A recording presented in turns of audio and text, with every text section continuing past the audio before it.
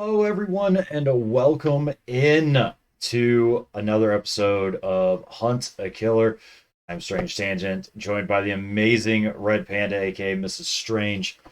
So we are kicking off the final episode of Off the Record. So if you have not seen episodes 1 through 5, be aware that this episode will contain spoilers. So right up there in that corner, there's going to be a little link that you can click. It'll take you to the playlist for Off the Record. And then if you're watching this on YouTube, you can be able to go watch all those and then come back come back later. If you're helping us out live, we really appreciate you being here. We really help. It helps us tremendously in getting through those cases.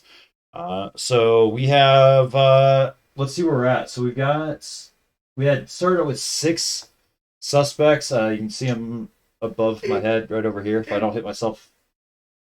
All right, there we go. So yeah, right up there. Suspect list. I don't know if you can see them crossed out, but we're down to 3. Down to 3 that we have left. So, do you remember where we were at with everything? Yeah, so on the last episode, Bombshell, right when we thought Vanzetti might have been the one that killed Ashley because he was at the library where she died, Mm-hmm. we all of a sudden get a notification that he's dead. So he probably didn't do it. So yeah, a huge unexpected curveball on that one. Right. But pretty cool. Pretty jaw-dropping. Sorry for anyone who didn't know. Spoilers. But that was a really fun twist, which has made waiting this long for this episode absolute torture. Yes. So definitely, I was getting messages from Exquisite wanting to know when we were doing this and how dare we make her wait all day and for this episode. And then, of course, me being me, was kind enough to send a message back saying, "Oh, did you think we were doing Off the Record today? Because we were doing Royal Street." That would be evil. Evil. Okay, Squid, you're gonna love this. One of the teaser emails between the 2 episodes nicknamed the killer the Copper Cliffs commode choker Commode choker for being on the toilet. Like I literally just got those. I literally just got those placed into so the Discord. So if you haven't joined the Discord, there you go. There's the link. If you're watching this on YouTube, it'll be down in the description down below.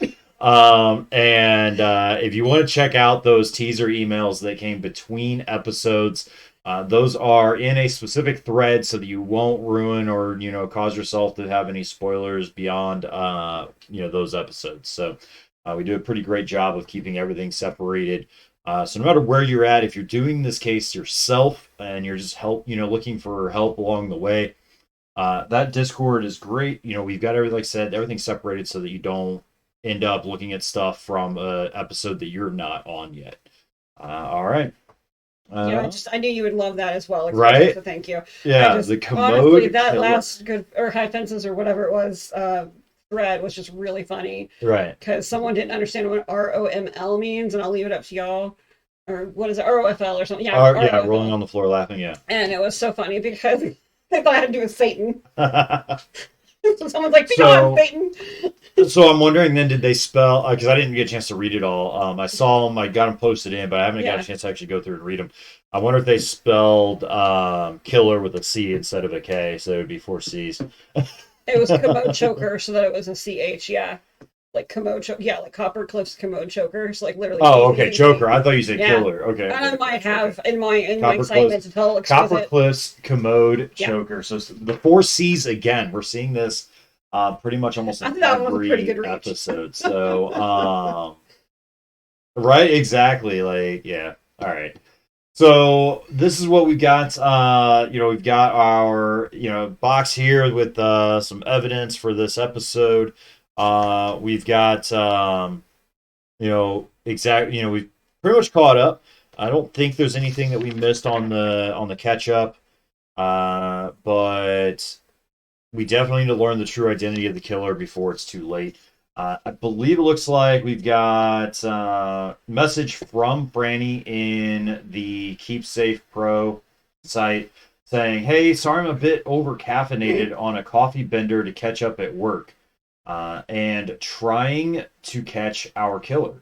Been a rough week. If you send me the full name of whoever killed Ashley and Lewis, once you figured it out, we can figure out our next steps from there. Good luck. So that's just a brief online message from Franny.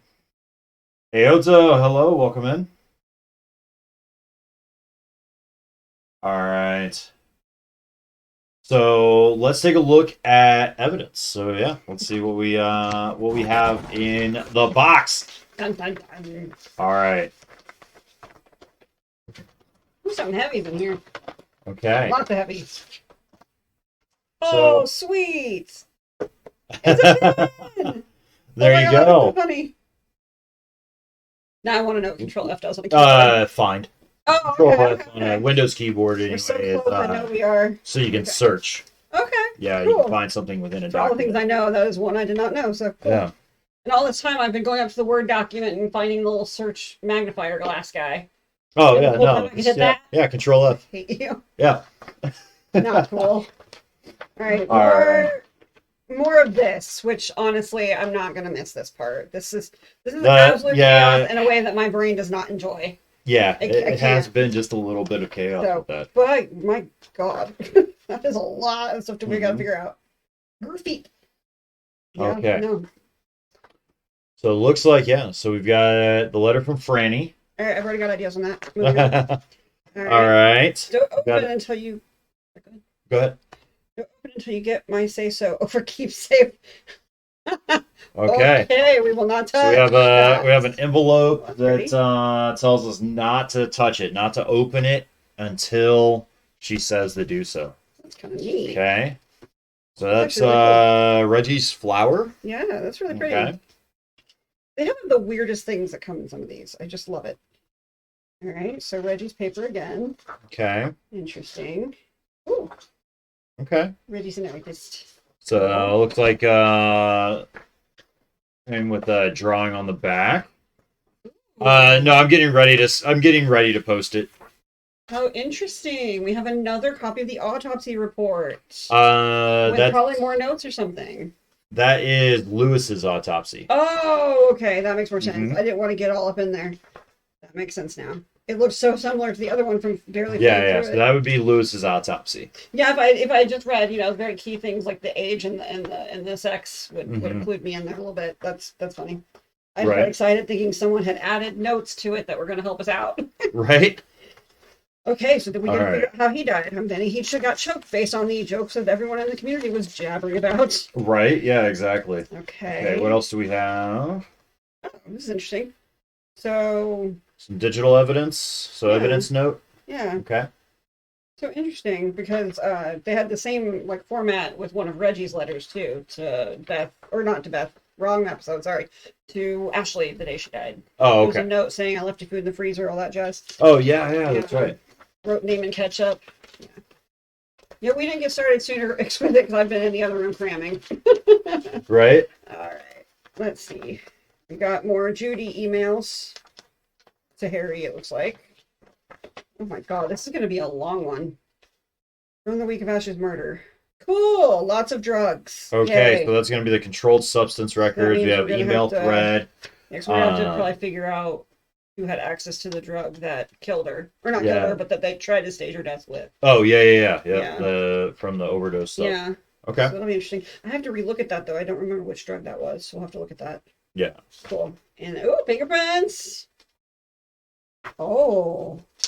Oh. Man, I wonder if we had to compare fingerprints to something that there is. I mean, It could be a magnifying glass, kind of.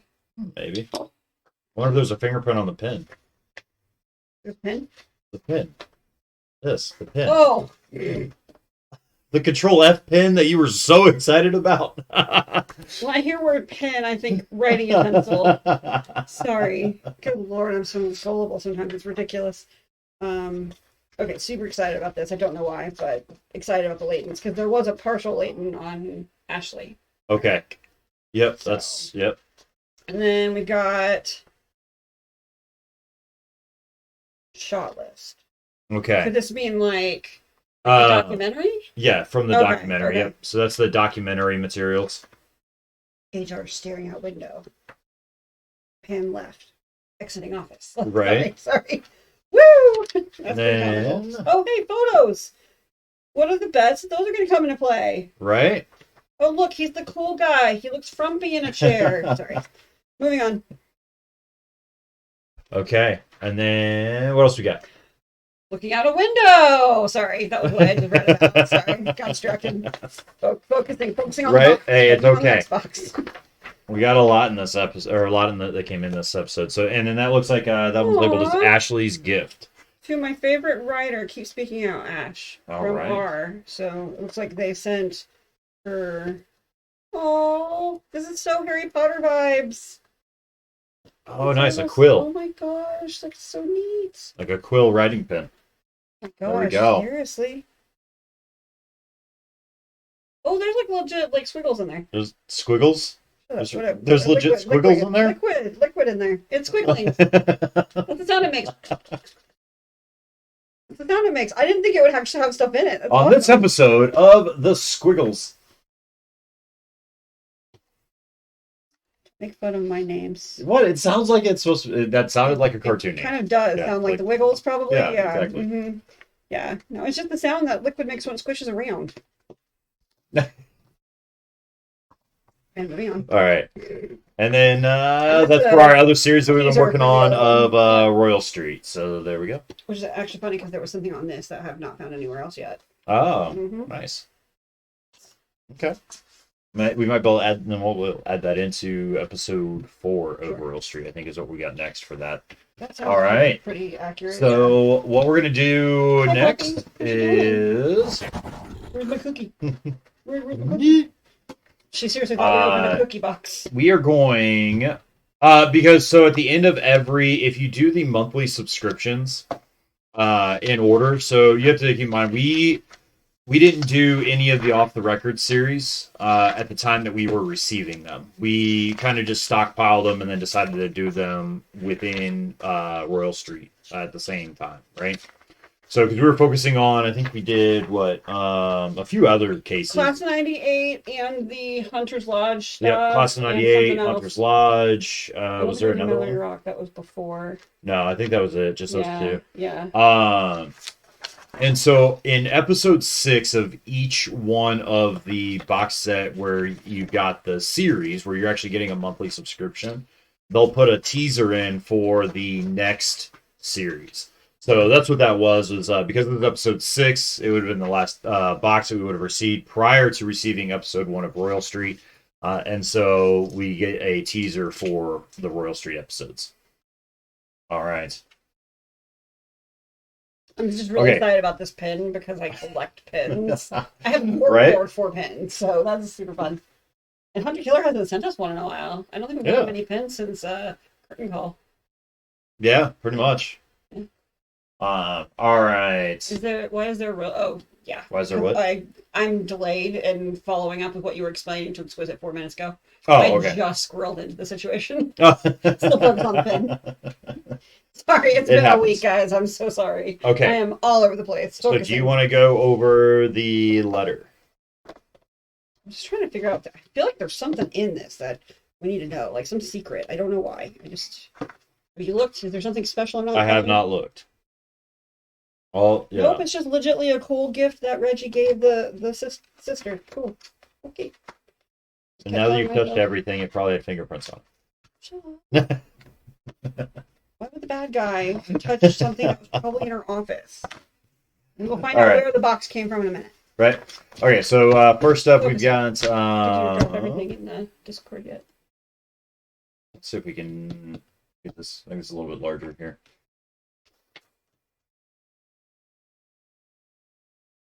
Nope, that's not what I'm trying to do. I have not put anything in the Discord yet, because while you're reading that, I will add everything into Discord. Yep. Okay, so there you go. So while Mrs. Strange is working on getting this all added in, or reading, I'm not adding in, but reading the letter. Well, I'm doing this, you're doing the adding in. Yes. Yep, so I will get everything added in. There you go. So, for Franny, you know the drill, open this one first.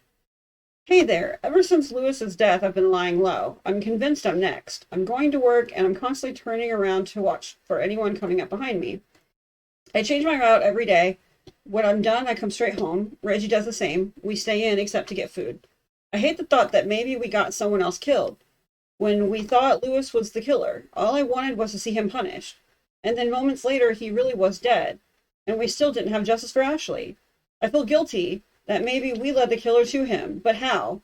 Reggie reminds me not to blame myself, and they're right, but it still weighs on me. I don't regret starting the investigation. We've discovered so much that needed to be brought to light. I just didn't think the investigation and telling people the truth would ever result in someone's death. I mean, that could have been me or Reggie or even you. Well, that's not scary at all. Right. And no one else was going to get justice for Ashley if we didn't. Because I've updated the blog since Lewis died, if the killer's goal was to silence this person that was posting, they know they failed. They know that Lewis wasn't the anonymous blogger and they're still out there looking for us, so we better find them quick. I also can't believe I dragged Reggie into this mess. If anything happens to them, I really don't know how I'll handle it. Reggie just wants understanding, closure. I know I really couldn't have done a lot of this without them, but I worry I shouldn't have involved them. I shouldn't have moved in with them, scared for my own skin. Now I'm more scared for theirs. I can't let Mr. or Mrs. Mendoza lose another kid. I won't let that happen. The work you've done so far has narrowed the scope of the investigation down to 3 suspects, Harold, TFC, and Kim. With that suspect pool in mind, I glued myself to my computer, diving into every secure system that might be hiding useful information somewhere, and this is what I've come up with. I went through CCPD's database and managed to pull some of the paperwork on the investigation into Lewis. The MO is similar to Ashley's murder because fentanyl showed up again. I took the liberty of hacking into the city's controlled substance database to pull the records of the town's distribution of fentanyl. Oh, that's helpful. They make it easy. They tell us it's fentanyl. That's very Hey, nice. there we go. Good. Now we know. For the week of Ashley's death, that's not the only government database I hit either. I also managed to pull out primary suspects' fingerprints from the town's records on municipal employees. In addition to that, I popped back into Judith's email account and found some stills from the documentary Tim mentioned in the text log I sent you last time. The stills are full of images that were taken through the week of Ashley's murder. I also found a pretty heated exchange between Harold and Judith. Ooh. I've included that for you as well. Might speak to Harold's current state of mind. Interesting. Okay. Let's see. Apparently she wanted a lot of attention. She's melting into your lap now. Well, if I stop, she gets goes angry. Crazy. Yeah. She gets mad at me. Pet me or let me down. There's no in between. Right. I feel like we're moving towards a resolution one way or another. With only 3 suspects, we should be able to ID the killer. So I'm sending you something more personally significant rather than significant to the case, in hopes that it brings you some good luck. The last thing I'm sending you is a sealed envelope. I won't say much about it except that I forbid you to open it unless you get a message from me that tells you otherwise. I know you're a detective and all, and that telling you not to open it will probably make you want to open it even more. But I promise that it's not directly relevant to the investigation. It's more of a contingency. It would also be embarrassing if it turned out I didn't need to send it after all, but I worried that I did. Once you think you know who the killer is, send me their full name over the KeepSafe app. We'll work together from there. Talk to you soon, Franny. All right. Katie, welcome in and thank you for that lurk. All right. I'm pretty sure that's the word keyboard. Probably. Okay. Here we go. Okay. What do we want to do next? So we've got this stuff down here at the bottom. I don't think we have what we need to finish it yet. Yeah, but I don't think we have the key for it yet, just like the other ones. We actually have 2 more of those as well. Yeah. But I did notice there's different symbols on each one as well. So this one's got a circle. I think one had a square. Yeah. One had a square. I think maybe a star on the first one. I can't remember. Yeah.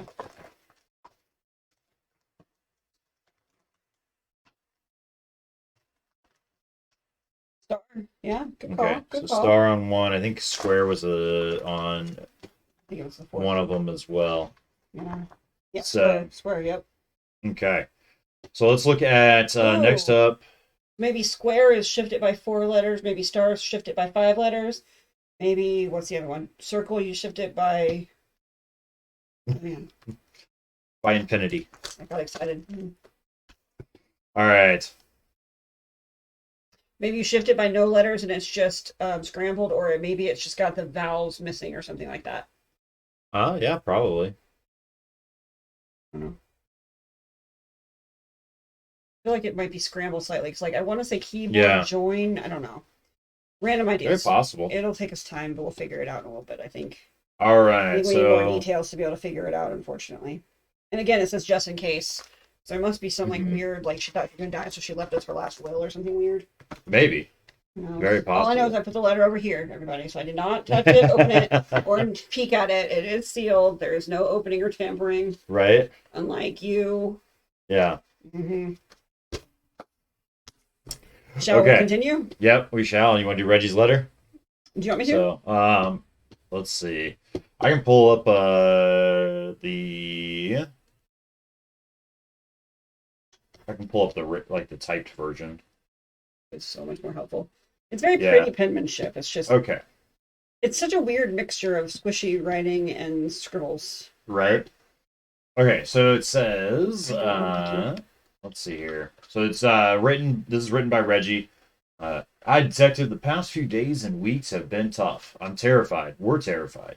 There's a killer on the loose, and it seems no one is doing anything. What happened to Lewis can happen to us, and Franny and I both know it. Or can happen to us, and Franny and I both know it. I'm exhausted. I just want the murderer to be caught. I just want this to be over, for all our sakes. Franny said she was going to send you a present to thank you, which I thought was a great idea, so here's one for me, too. When I had time, I used to like making resin flower knickknacks in the back of my parents' flower shop. This one's an aster, which signifies love and wisdom. It's a hardy little wildflower, but it does best in full light. It reminds me of Ashley. I hope it will remind you of us. I'd also like you to have one more thing on Ashley's behalf. It's a quill pen I gave her when she went independent. She was so proud of standing on her own and doing work that wasn't beholden to a big corporation. I think she'd want you to have it. I think she'd admire your determination and conviction. And really, it's the least I can do to thank you for continuing the work Ashley started. Let's see.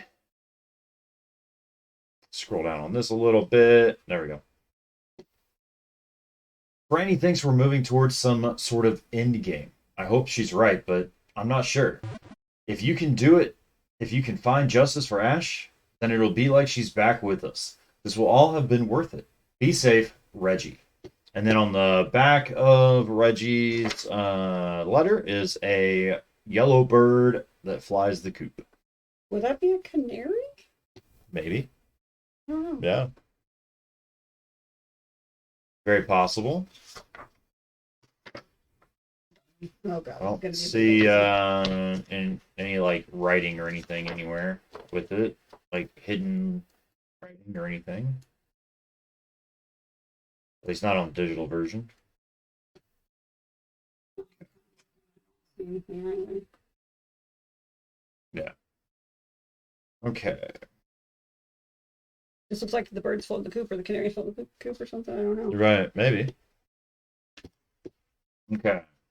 And then next up is Lewis's autopsy. So this was the huge twist we had, last episode, Mm-hmm. where we were getting closer and closer to like we eliminated.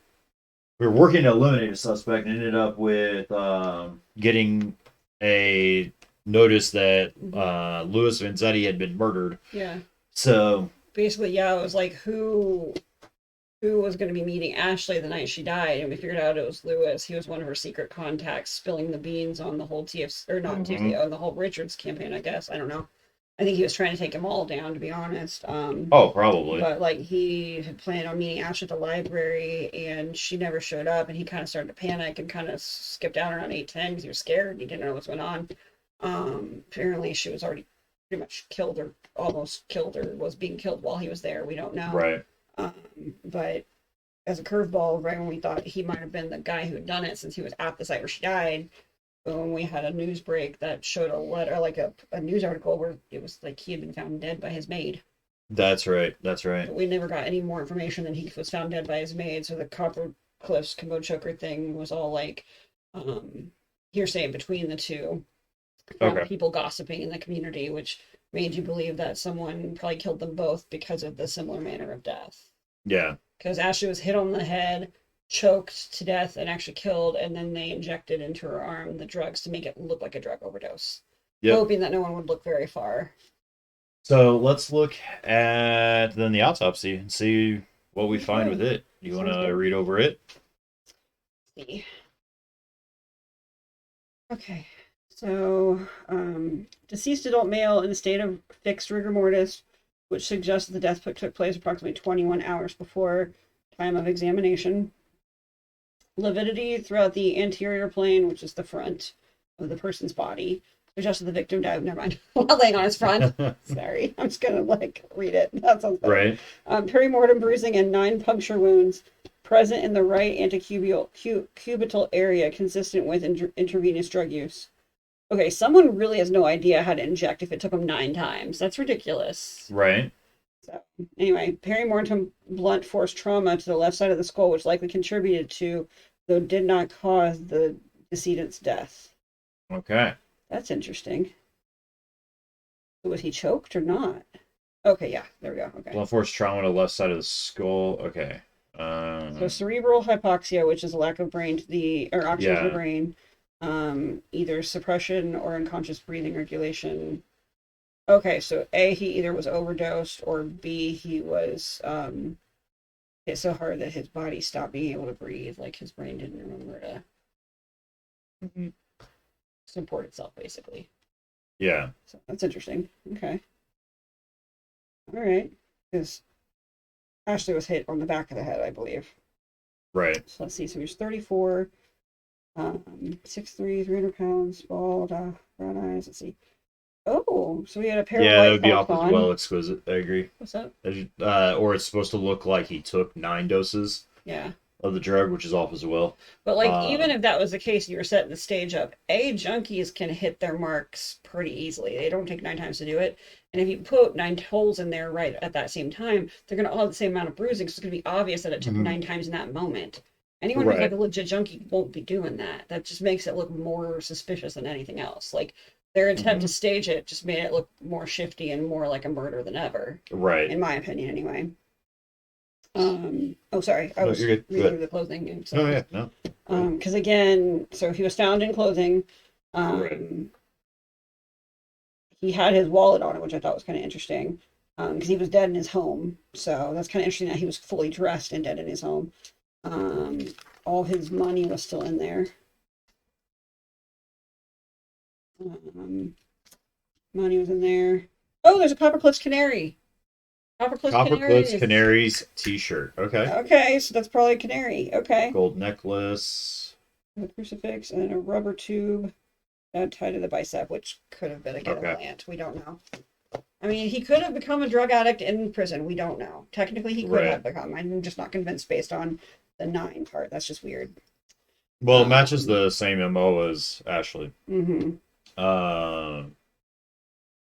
And then... Well, that's weird. He died on a Wednesday as well? Is that what it was? Yeah, apparently. It says that he died 21 hours before the time of examination. And the examination was at 4:54 p.m., but it doesn't give us a date. It says, under circumstantial summary, it says that he was last seen 6 p.m. Tuesday evening, and he was found the next morning around 10 a.m. by his housemaid. So doing the number on the 21 hours, he had to have died sometime the day before, not the morning of. Yeah, so he probably died, late Tuesday night? Yeah, okay. Yeah. Let's see. So, he was discovered face down in the front hallway of his apartment. Okay. So that makes more sense why he was fully dressed. So I'm thinking to myself, what man is fully dressed in their home with their wallet in their pocket, walking around doing stuff? Most men are going to put it in their pocket when they walk out the door, in my opinion. They're going to make sure they got all their things to go to wherever they're heading to. Yeah. I don't feel like got my phone, my wallet, my keys. Yeah, so I feel like you're going to walk around with your wallet in your pocket in the house. I just think that's weird. All right, so it looks like they found an empty syringe in the room. He said bruising was found on the inside of his right elbow. alongside the presence of a partial fingerprint and powdered latex residue. Paramortem blunt force injury. Okay, that was on the skull. We already covered pretty much all of that. The presence of the partial fingerprint, which does not match the victim, alongside the skull injury, the shape and position of which does not seem to match with any of the items or pieces of furniture in the victim's apartment, suggests that another person was present, either at or immediately before the time of death. This additional person likely either aided the victim's intravenous drug use, caused the blunt force trauma to the victim's skull, or both. Unclear whether the death was an accidental overdose or was premeditated homicide. Further investigation on the part of the CCPD is warranted. I'm going to ask another question. If he was truly going to shoot up, why would he shoot up in the hallway of his own apartment? Right. Just curious. It's just not going to make any sense. Yeah, not in his apartment. Yeah, everything seems very suspicious. It's all sus. Yeah. Documents and evidence examined. Telephone conversation with Eric Skinner, Copper Cliffs police officer. Victim's wallet, which was found on his person, contained a state-issued ID that confirms his identity. Additionally, both the victim's housekeeper and his employer independently confirmed the victim's identity.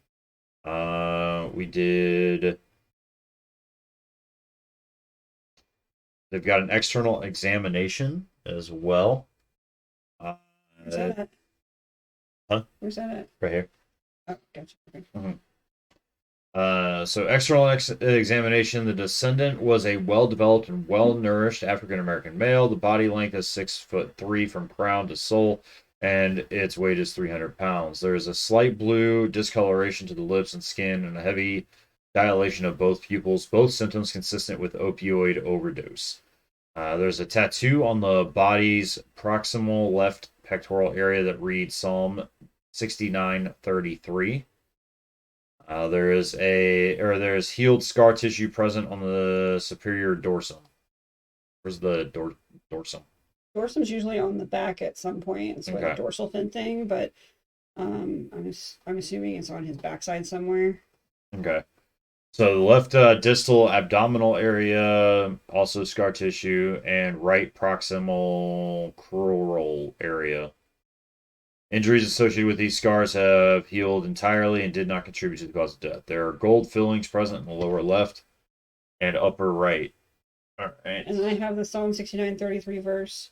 It says, "The Lord hears the needy and does not despise his captive people." Okay. Or a different translation, "For the Lord hears the cries of the needy, he does not despise imprisoned people." So, like, I'm assuming it was because he was in prison, he felt alone and abandoned by the world, kind of a thing. Yeah, like, probably. Yeah. So, I'm curious about the crural though. That's interesting. What's that mean? I don't recognize that one. Related the right to the proximal crural area. What? Related to the thigh or leg. Okay, so you had scar tissue there. Like a thigh or groin area, I guess. Yeah. Okay. I'm wondering what that's from, because he wasn't very injured, from what I understand, for the drunk driving incident. Yeah. He wasn't very injured then, so that's interesting. I wonder if he got injured in jail or something else. Maybe. Who knows? All right. Injuries. So, taking into account the nature of the lividity and rigor mortis, time of death can be placed at approximately 8 p.m. the night before the body was discovered. Toxicology, discussed further in the internal examination section of the report, found that a fatal dosage of fentanyl was present in the bloodstream. Because the drug was able to travel through the bloodstream, it can be concluded that the heart was beating at the time of injection, ergo the injection was administered prior to death. Similarly, inflammation in the subcutaneous tissue that surrounds both bruising to the cranium and the bruising to the inner elbow suggests that both injuries took place immediately prior to death. Although it is difficult to determine with any certainty which injury occurred first, however, what is certain is that all of the injuries sustained prior to the death were sustained in quick succession, within a period of several minutes. There are no post-mortem injuries to the body and no evidence of significant natural disease processes. The victim was struck on the head with a blunt object and injected with fentanyl by an unknown source. The combination of the two factors would have caused a loss of consciousness prior to death, although it is possible that due to his large mass, the victim remained disorientated for for 1 to 2 minutes before the narcotic effect fully set in. So he could have technically been assaulted in his apartment and possibly stumbled out, maybe? Is that what they're Maybe, saying? possibly. Like disoriented, trying to get to help or something? Oh, never mind. See, this is embarrassing. Because the next paragraph, it says exactly what I'm in my head talking out loud. In those moments, the victim may have crawled toward his apartment's front door, losing consciousness before he could reach it. This would explain the disparity between the positioning of the body in the front hallway and the location of the empty syringe near the living room couch. All right. Sense. Injuries of the cranium. The depressed fracture to the left proximal cranium occurred prior to death, and while serious, was not severe enough to have been the cause of death in and of itself. Highly likely that this injury would have rendered the victim severely disoriented. The injury could not bleed, which is typical for depressed fractures. The fracture's slightly triangular shape suggests that the injury likely was caused by swinging a heavy object with a blunted corner around the side of the victim's head. The assault appears to either not to have been particularly physically powerful, not to have intended to kill the victim, or to have caused this injury accidentally. All right. So yeah, pretty obvious that So he what's was that? knocked out by the hit on the head and then drugged. Yeah, I agree, Exquisite. I completely agree. All right. So it looks like we've got everything just kind of Oh. injuries of the right area. That's all backing up what we're already reading. It looks like. Can I check and see if you're understanding that this last paragraph, like right here in the cranium part's bothering me? It says the assailant appears to either not have been particularly physically powerful, which would mean like weak. Is Okay. that what you're hearing? Yes. Not to have intended to kill the victim, so holding back would have been another Correct. reasoning. Okay. Or to have caused it accidentally, like either just reacting or accidentally injuring him. Correct. Okay. That's interesting. So, let's see. Combination of puncture wounds and thin line of bruising around the bicep. Yeah, leans a little bit towards Kim, maybe. Yeah. Bicep are easily recognizable as markings that are both typical of and incidental to intravenous drug use. The presence of additional bruising to the inner elbow paired with a partial fingerprint and the presence of latex dust are far less regular. These markings suggest that within several minutes prior to the moment of death, the victim's arm was grasped tightly by an individual wearing latex gloves. It is unclear whether this individual injected the narcotics on the victim's behalf or if they simply steadied the victim's hand while he voluntarily injected them himself. I would recommend that the syringe found at the scene be examined for fingerprints in order to clarify that narrative. Body temperature taken to the scene and rigor and liver remorse approximate the time of death to be 8 p.m. So 8 p.m. on a Tuesday. Marks and wounds. So latex dust was found. Let me see. We should have a. Here we go.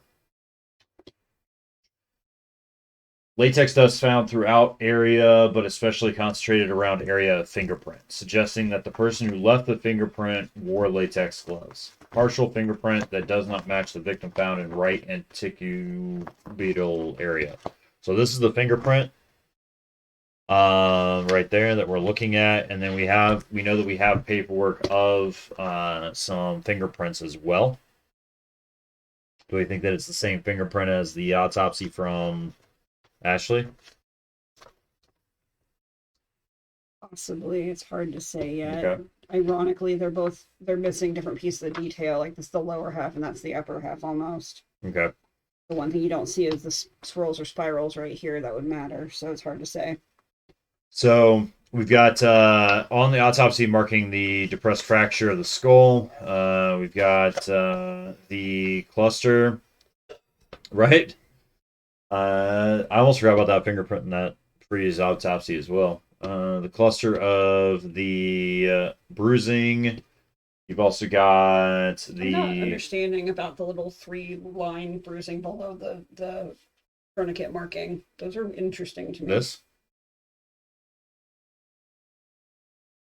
That's It says clusters of oblong premortem bruising. Oh, okay, it's just bruising. It's not okay. yeah, and I then thought it was like the actually nine like puncture three different. Well, wounds. I thought it was like three different lines, like something pressed against that area and made bruising, which made no sense to me. They did say that there was some bruising in regards to that somebody did grab his arm, whether it was that he Oh, okay. was, Oh, so someone could have gone like that, and three yeah, of their fingers could have possibly, pressed. yeah. Okay, that would make more sense. Because like I But could not what are you understand what looking at that it makes it you it's think there's three? linear. It's three linear move. Like if you look at it, it looks like there's three of them. Cluster of three oblong perimortem bruises, each Okay. 2.5 centimeters in length. Yeah, so it absolutely could be It's just odd. that The it fingers was, make sense though. yeah, Someone to grab that the somebody grabbed. elbow. Yep. Yeah. And then you've got so on top of that, then you also have the dots are the nine indicating of the nine puncture wounds as well, and then you have the 3 centimeter wide line of paramor or sorry, yeah, 3 centimeter wide line of paramortem bruising on the right bicep. This is the length of the rubber tubing. So so there you go. So that's from the tubing of that.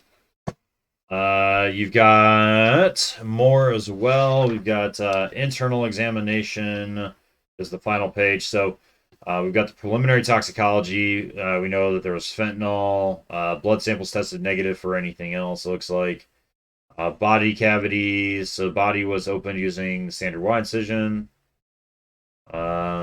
There's no evidence of blunt force trauma or penetrative injury to the region of any of the organs. Head has the injury to it. Brain weight 1,225 grams. The hyoid bone, larynx, and cervical spine are intact. No injuries, obstructions, or foreign bodies are present. So we can definitely say he was not choked at all. Yeah, so he was not strangled. Gastrointestinal system, no injury present to the tongue. Esophagus is uninjured. Stomach contains partially digested food. Uh, yeah, a bunch of other stuff non-injured. Wilson's capsule is smooth and intact for the liver. No significant lesions or fibrosis found. Gallbladder contained 4 cc's of yellow-green bile. Kidneys, no significant inflammation or polarizable debris found. Spleen's capsule is smooth and intact. Lymph nodes, normal limits. Endocrine system. Appearance of the pancreas is unremarkable and duct is clear. Lance, okay. Cardiovascular system. The heart weighs 314.3 grams. Liquid and clotted blood was found within the pericardium. So there was 315 cc's of liquid and clotted blood. All epicardial surfaces are without note. Musculoskeletal system conducted via radiograph. Development is normal, and there are no bone or joint abnormalities present. So no broken bones. The right and left lungs weighed respectively. The upper and lower airways are unremarkable, and there are no areas of consolidation or scarring. No pulmonary thrombosis or acute inflammation found to be present. So again, backing up, no strangulation. All right, so he was not strangled, but he was definitely more than likely, or definitely hit amongst the head somehow, and then drugged. Whether one happened before the other, the two of those combined is what caused him to die. All right. Copper Cliffs Police Department incident report and offense report. You want to go over that? Mm-hmm. Okay. Is it near you? If you want to read it, you're good. At 10:08 a.m., dispatch received a call reporting the discovery of the body of Mr. Louis Vanzetti in apartment 304 of the Marinus apartment complex. Caller identified herself as Michaela Wallace, a housekeeper employed by Mr. Vanzetti, the apartment's resident. I was dispatched and arrived on the scene at 10:35 a.m. Miss Wallace led me inside. Miss Wallace noted that she cleaned Mr. Vanzetti's residence every Wednesday morning and that she saw Mr. Vanzetti's body as soon as she arrived this morning. Miss Wallace claimed that she did not touch the body or any items in the apartment. Mr. Vanzetti's body lay in the front hallway. Okay. Sorry, it's that time of day where I just yawn like a crazy person. and it was clear from his stiff and unnatural position that he was deceased. I called the ME and began to process the scene. I discovered multiple puncture marks on his right forearm and an empty syringe on the ground in the living room near the couch. Additionally, I discovered a note near the body that made mention of a meeting and a significant amount of money. Okay, so that's probably that evidence note. This discovery paired with that of the needle suggests a narcotics or bribery connection. As the scene was being processed, dispatch attempted to find any next of kin but were unsuccessful. I took the initiative and called Harold Richards as I knew him to be Mr. Vanzetti's employer. He responded to the news of Mr. Vanzetti's death with distress and then noted that he had last seen Mr. Vanzetti at his campaign office at approximately 6 p.m. the previous night. Mr. Richards said he then left Mr. Vanzetti to plan a campaign event alone.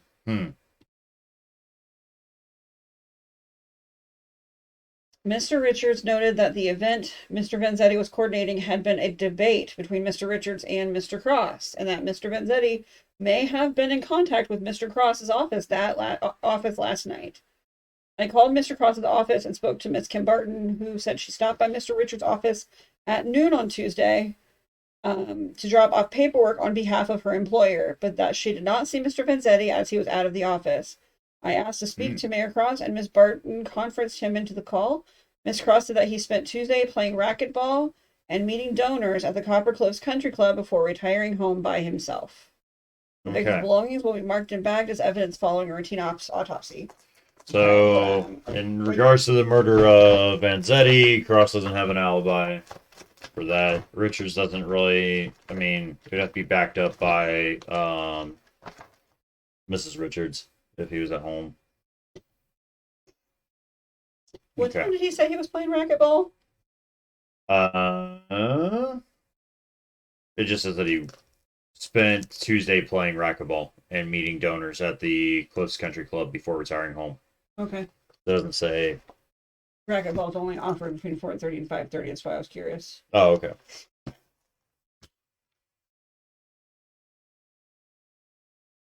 Okay. Let's look at. We have threatening note. Yeah. All right. So this is the note that was found near Louis Vanzetti's body. So this is says, "Read this twice, then destroy it. This message will self-destruct." And all right, you win, Louis. Out of the handful of living people who know what happened that night, you're officially the weakest link. Bravo. I've done my best to ignore the stunts you've been pulling with the blog. So whoever this is thinks that Vanzetti's been the one doing the blog stuff, even though it's actually been Franny. But you've made it clear to me that you're not bluffing. Don't insult my intelligence by trying to deny that you're the one writing those posts. At such a critical moment, you're the only person in the know who has threatened to make this go public, and the only one demanding pay to keep it silent. I thought we had a deal. Regardless, you're about to gain something quite significant for keeping quiet. I'm going to give you everything you've been asking for, Louis. I've got a suitcase with your name on it, with enough cash in it to shut you up for good. $1.5 million. After this, we're through. The transaction is over. Before you get greedy, consider that the reporter never got so lucrative an offer. I'll be at your apartment tonight at 8 with the cash. Be there tonight, be gone by morning, and never come back here. I have two questions, but first and foremost, suitcase of cash could be the curved triangular object that hit him on the head. Very possible. Back to the other stuff, though, my curiosity is in how he says, I've done my best to ignore the stunts you've been playing with the blog, but you've made it clear you're not bluffing. So he's saying or this person says they think this guy's the one writing the blog. Correct. But 2 episodes ago, someone texted Franny specifically and said, I know who you are. I know what you're doing. And if you don't stop, you'll be dead just like Ashley. So if someone else knows, clearly hands down, that Franny's the one writing the blog and threatening her, right? This. Isn't that interesting? That is. That's confusing. So I'll be very honest. The I thought we had a deal part sounds very suspicious because Louis kept saying that they had a deal regarding TFC and him. That he kept showing up to the office, demanding money, trying to catch TFC at the country club, trying to demand money because TFC basically probably promised him a buttload of money for taking the rap for the car crash that TFC caused and then left the scene about. So Right. So where the line that says before you get greedy, consider that the reporter never got so lucrative an offer. They're talking about Ashley. mm-hmm. They're talking about how that Ashley wasn't given an offer and ended up dead. So whoever this is basically is telling Lewis that, yeah, look, or basically that they killed, or Ashley. that they had Ashley killed. Because that could be the possibility too.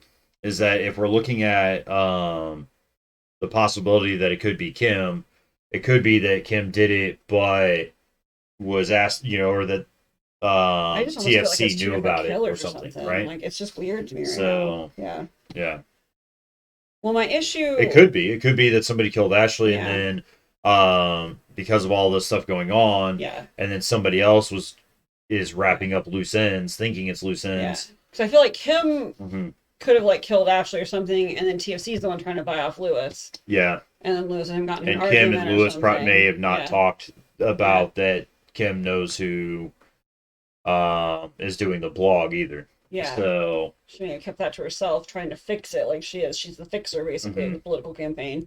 Yeah. Yeah. So we've got a lot of more evidence to go through.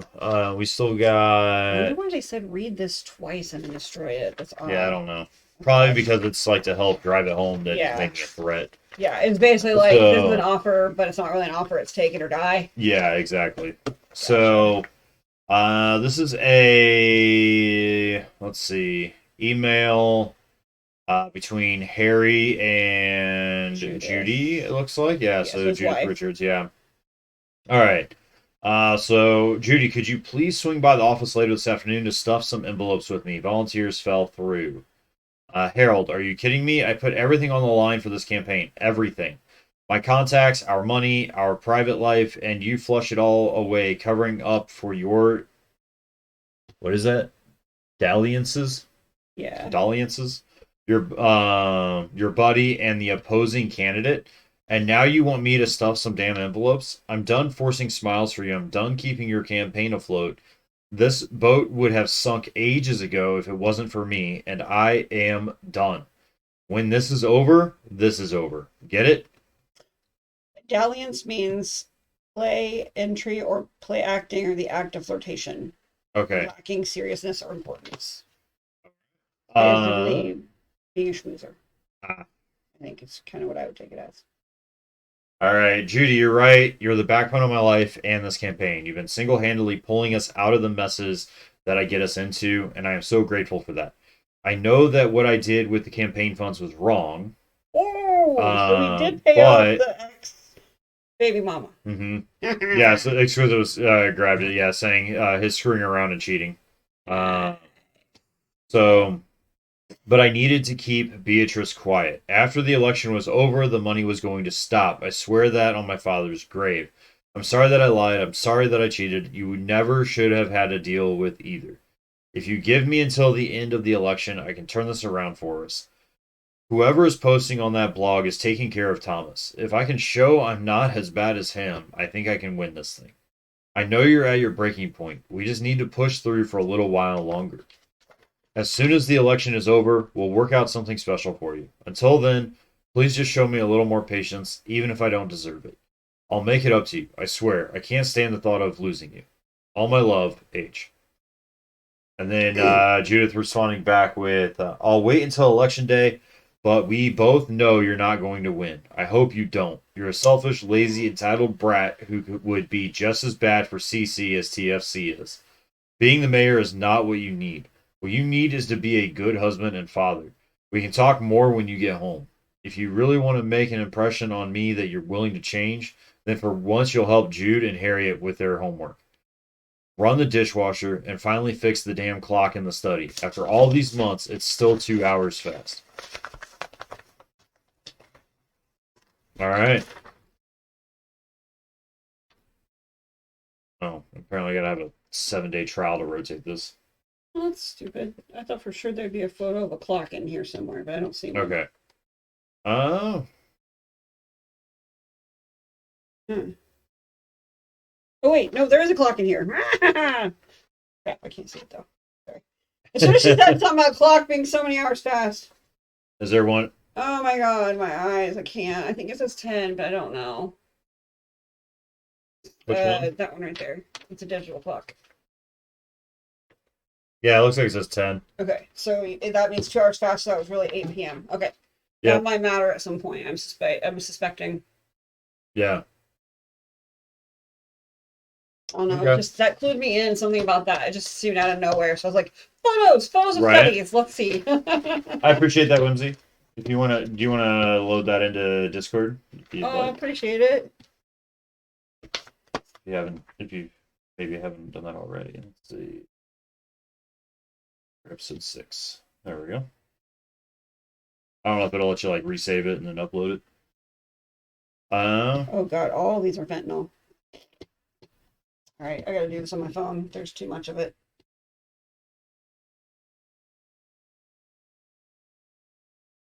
I might be able to. Which one is this? This is the controlled substances. Oh, okay. Yeah. That works. Open with. What's the way to not let the screen rotate again? Why did it not open and instead just look like it re-downloaded it?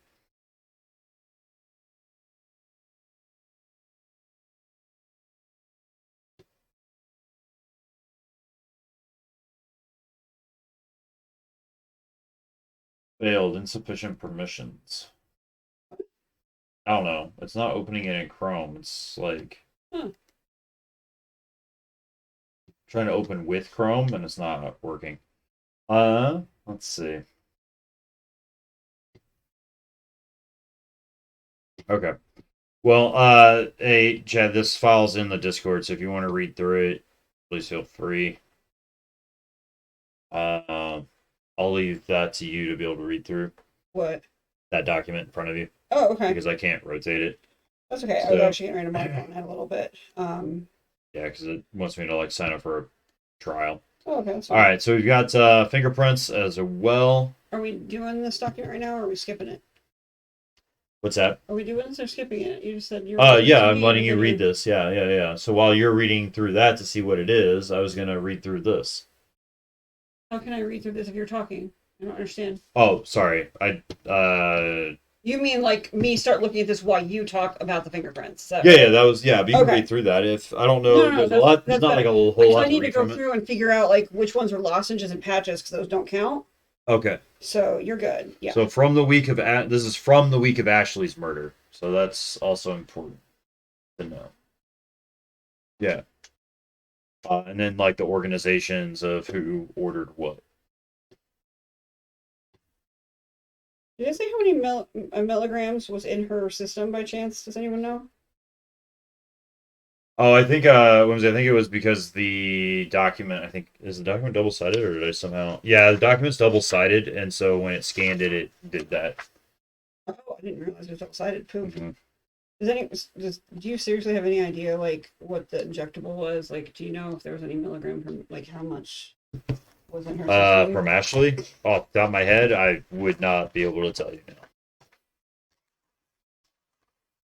Good. You can keep talking about fingerprints. Was there a syringe nearby that we found that maybe we somehow knew how much was injected? I thought they said something about it was under her skin and they could tell rough volume of how much was injected. Oh, yeah, possibly. You can keep talking about the fingerprints. Whimsy has their autopsy up, so Whimsy's checking for you. Oh, perfect. Thank you. All right, so fingerprints. So we've got fingerprint records for TFC. We've got fingerprint records for Harold Richards. Kimberly Barton as well. So we have fingerprint records for 3 people. That's probably going to be very handy here in a moment. Get it? I don't think it's a single name on the fingerprints might absolutely point to who did it. So proud of myself. Nope. All right. I'm gonna ask. I can't lay a finger on it, but I think it might be the fingerprints that might help us out. This is from the week Ashley died, right? Correct, yes. Is it stupid to be looking at the second list? Because this would have all been after she died. It just says from the week of. Right, no, so that's why I'm asking. Would that be logical? This is 11 p.m. Wednesday night. So why would we care about the backside? I don't know. Right? Would that be logical? It might be something to do with Vanzetti's stuff or something. Maybe. I don't know. But yeah, I would probably look if she died on a Wednesday and it's from the week of her murder. Yeah, I agree. I would look at Monday through Wednesday on that. Okay. It doesn't have the amount. It does not have the amount. No. Okay. That's helpful. Okay, so shot list as well is in here. So this is for the documentary. This is also from the week of Ashley's murder. Do you mind if I grab the shot list?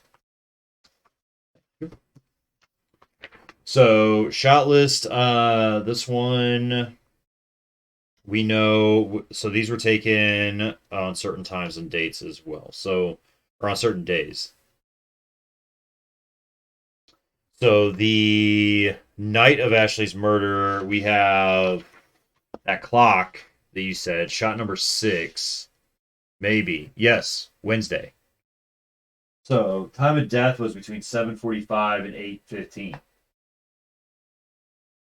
So this is Richards. Okay. So you were correct. The 2-hour clock thing, and it's been months. So you are correct. That did come in handy. I'm pretty sure we just eliminated Richards from it. I was from having Ashley. a feeling because he took the kids home, and how could he have left the kids if his wife wasn't Yeah. home to go kill someone if the babysitter already left? Like in my head, like we didn't have an alibi, but like he got caught and had to take the kids home because they were being destructive in the lobby. So shot number 6, interior medium shot, eye level static, boom. Richards sitting at a desk in his home office, approval pending. But this was on Wednesday, and it's from the week of Ashley was murdered. So we know that Ashley was murdered on Wednesday between 7:45 p.m. and 8:15 p.m. So if we look at this image here, this one, the clock looks like it says 10 p.m. And we know that it was 2 hours ahead, which puts him at home at 8 p.m. during the time of Ashley's murder. I think I might have just found something, guys. What'd you find? So on this, one thing that's interesting is if you pay attention only to injectables, like ignoring everything else, you have 87, and you go down here to 86, and you go down here to 84. Wow, an extra injectable just went missing. This is how many are left in stock at the company. So somewhere on like Monday night till Tuesday night, an extra container went missing that's unaccounted for, which does not make a lot of sense because like below that is 83, 82. Like it's very clear and very specific of tracking it. So I think that's a little bit interesting. Yeah. I don't know if that means anything, but I just thought it was a little interesting that one syringe is literally, or one bottle is absolutely missing, and it's a 5 ml bottle that's just totally missing. That's not accounted for in the drug log. Yeah. At all. You know, Exquisite, I agree. I taught her everything she knows, though. What? Exquisite said Red Panda is so smart. Oh. So I said, yeah, I agree. I taught her everything she knows.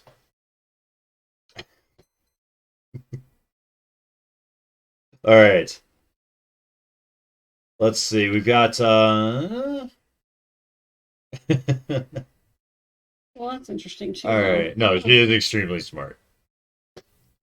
Well, that's another one that's kind of interesting. There's 2 different dose vials that are interesting. 46 to 44. Oh, never mind. Here we go. 45.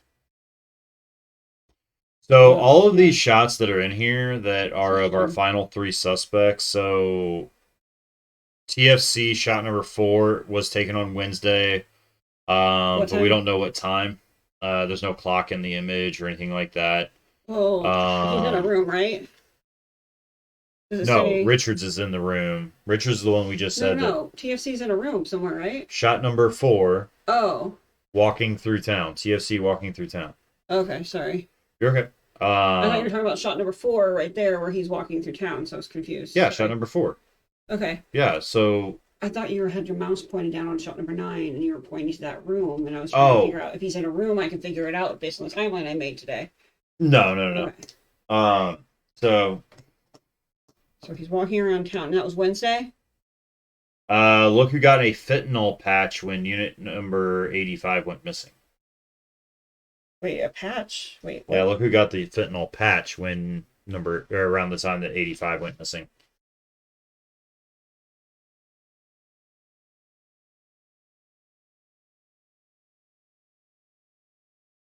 Lozenge. So you got 2 patches. You got Center for Convalescence, and you've got TJ's Drugstore.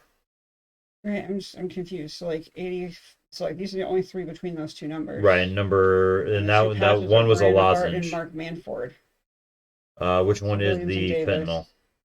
These are all Oh, this is all fentanyl. fentanyl? Okay. Yeah, it's just there's different milligrams concentrations. Yeah. So like some of these are different. There's like lozenges. There's a full vial of fentanyl, or there's a The patch of fentanyl. the patient. Right. So again, Garcia, No. Barton. Oh, so that must be her mom's name. The Okay. remember Kim's mom is at the I kept Center for thinking Kim's mom Convalescence? was probably Kay Gallup Diaz or something like that Yeah. because of how she spoke highly of TFC. Possibly, yeah, very Nice. possible Very related to good, very Kim. good. Yep. So narrator, okay. Narrator voiceover. Okay, so voiceover. What exactly lies under that cheerful facade? Okay. That's just your suspicion. And then we've got shot number 2 is Kim Barton exterior, who What so did Mayor she Cross has do? access to a crack team of legal professionals who work around the clock to keep his image clean. But what does Copper Cliffs really know about its mayor? What exactly lies under that cheerful facade? So this is Where are you reading that at? all of the underneath all these shots. Oh, So okay.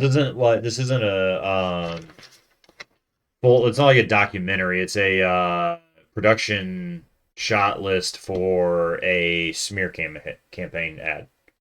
Yeah. Oh, So for who then? Which side's shooting it? I assume it's TFC this side is shooting it, right? no. This is Oh, Richards. Richard side Yep. shooting it. So Okay. it starts off with TFC talking about what exactly lies under that cheerful facade, and what about the challenger, his possible replacement, Harry Richards. Well, for better or worse, my secrets have all been laid bare, and he's actually speaking. So this is a voiceover. The VO means Yeah. voiceover. Okay. The HR is You still Richards. have that, so I can't see it. Oh, sorry. Yeah. The HR is actually Richards talking.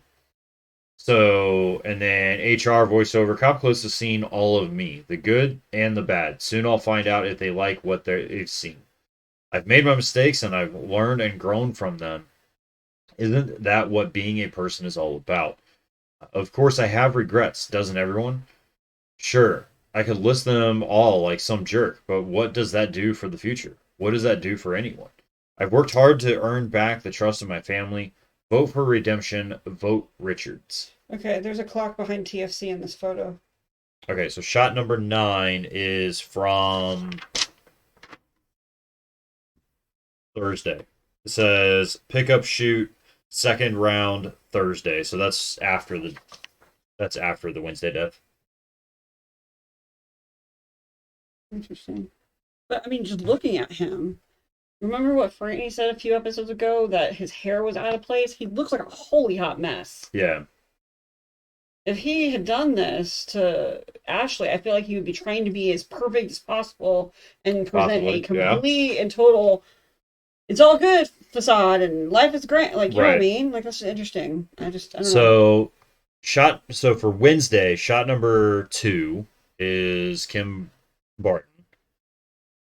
Hold on, so she's wearing. So that's shot number 2 there, and then shot number 4 is TFC on Wednesday. He's got sunglasses. Shot number 6. So we know that's then during the day. That seems really bright, so that doesn't like mark them off, but we're pretty positive. Shot number 6. That's Richards. Because we're saying it's 8 p.m., right? Right. So that would eliminate him from the running of Ashley. And I think that's the only Wednesday. Yeah, those are the only Wednesday ones.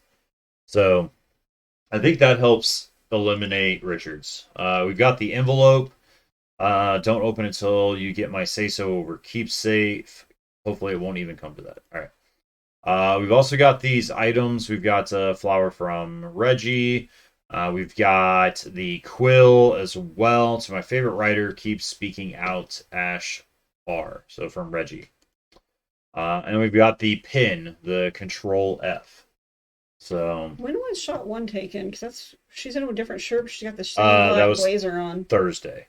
So this is all from the week of Ashley was murdered. So that was on Thursday. So that was the next day. Because Kim was staying at the campaign office after Ashley died, I think, and she looks like she's wearing the same outer jacket, doesn't she? Possibly, yeah. Interesting. Yeah. Full shot, eye level, pan left, Oh, nice. voiceover. Yeah, it doesn't say. Yeah. Okay. It doesn't give a time. It just says that it was on What Thursday. was number 3? When was that? Tuesday. So it was the day before. Tuesday, Wednesday. Okay, because he's in a different outfit. And then number 5 was Tuesday. About 9. Number 9 was Thursday. He's wearing the exact same outfit on Tuesday and Thursday, so shots 3 and 9 for sure. Tuesday and Thursday. Tuesday and Thursday. Why the hell is he wearing the exact same outfit? I don't know. That's weird. I swear that looks like the same outfit to me. Very possible, yeah. Looks like it. Except he looks way more disheveled here than he does there. Would he really be wearing the same clothes 2 days in a row? Or 3 days in a row? So what Red Panda's pointing out is this right here.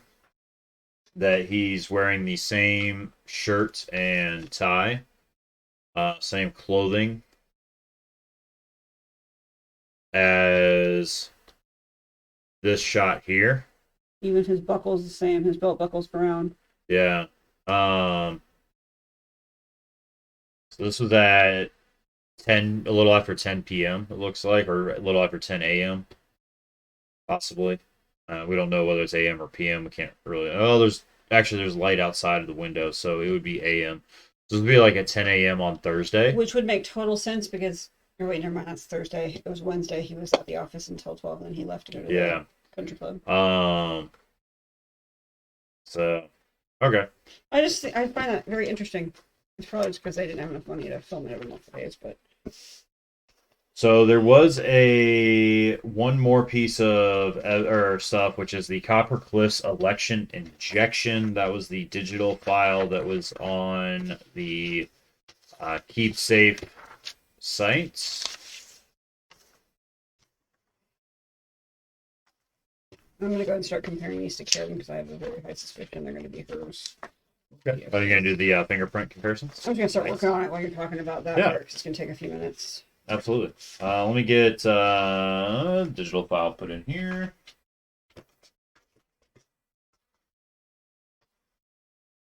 If it's for HR, maybe the pictures were at the same time, but it's talking about filming the voiceover. What? What do you mean if what's for HR?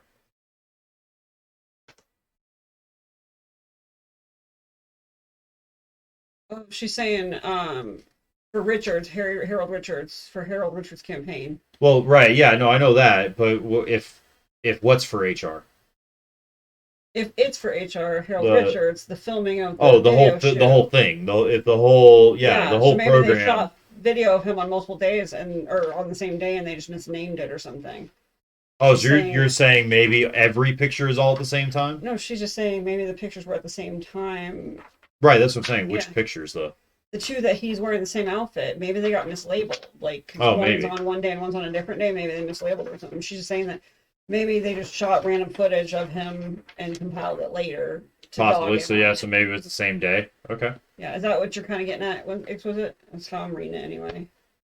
Maybe the so then you know what? Then that wouldn't eliminate Richards. Then if we use that theory, that won't eliminate Richards.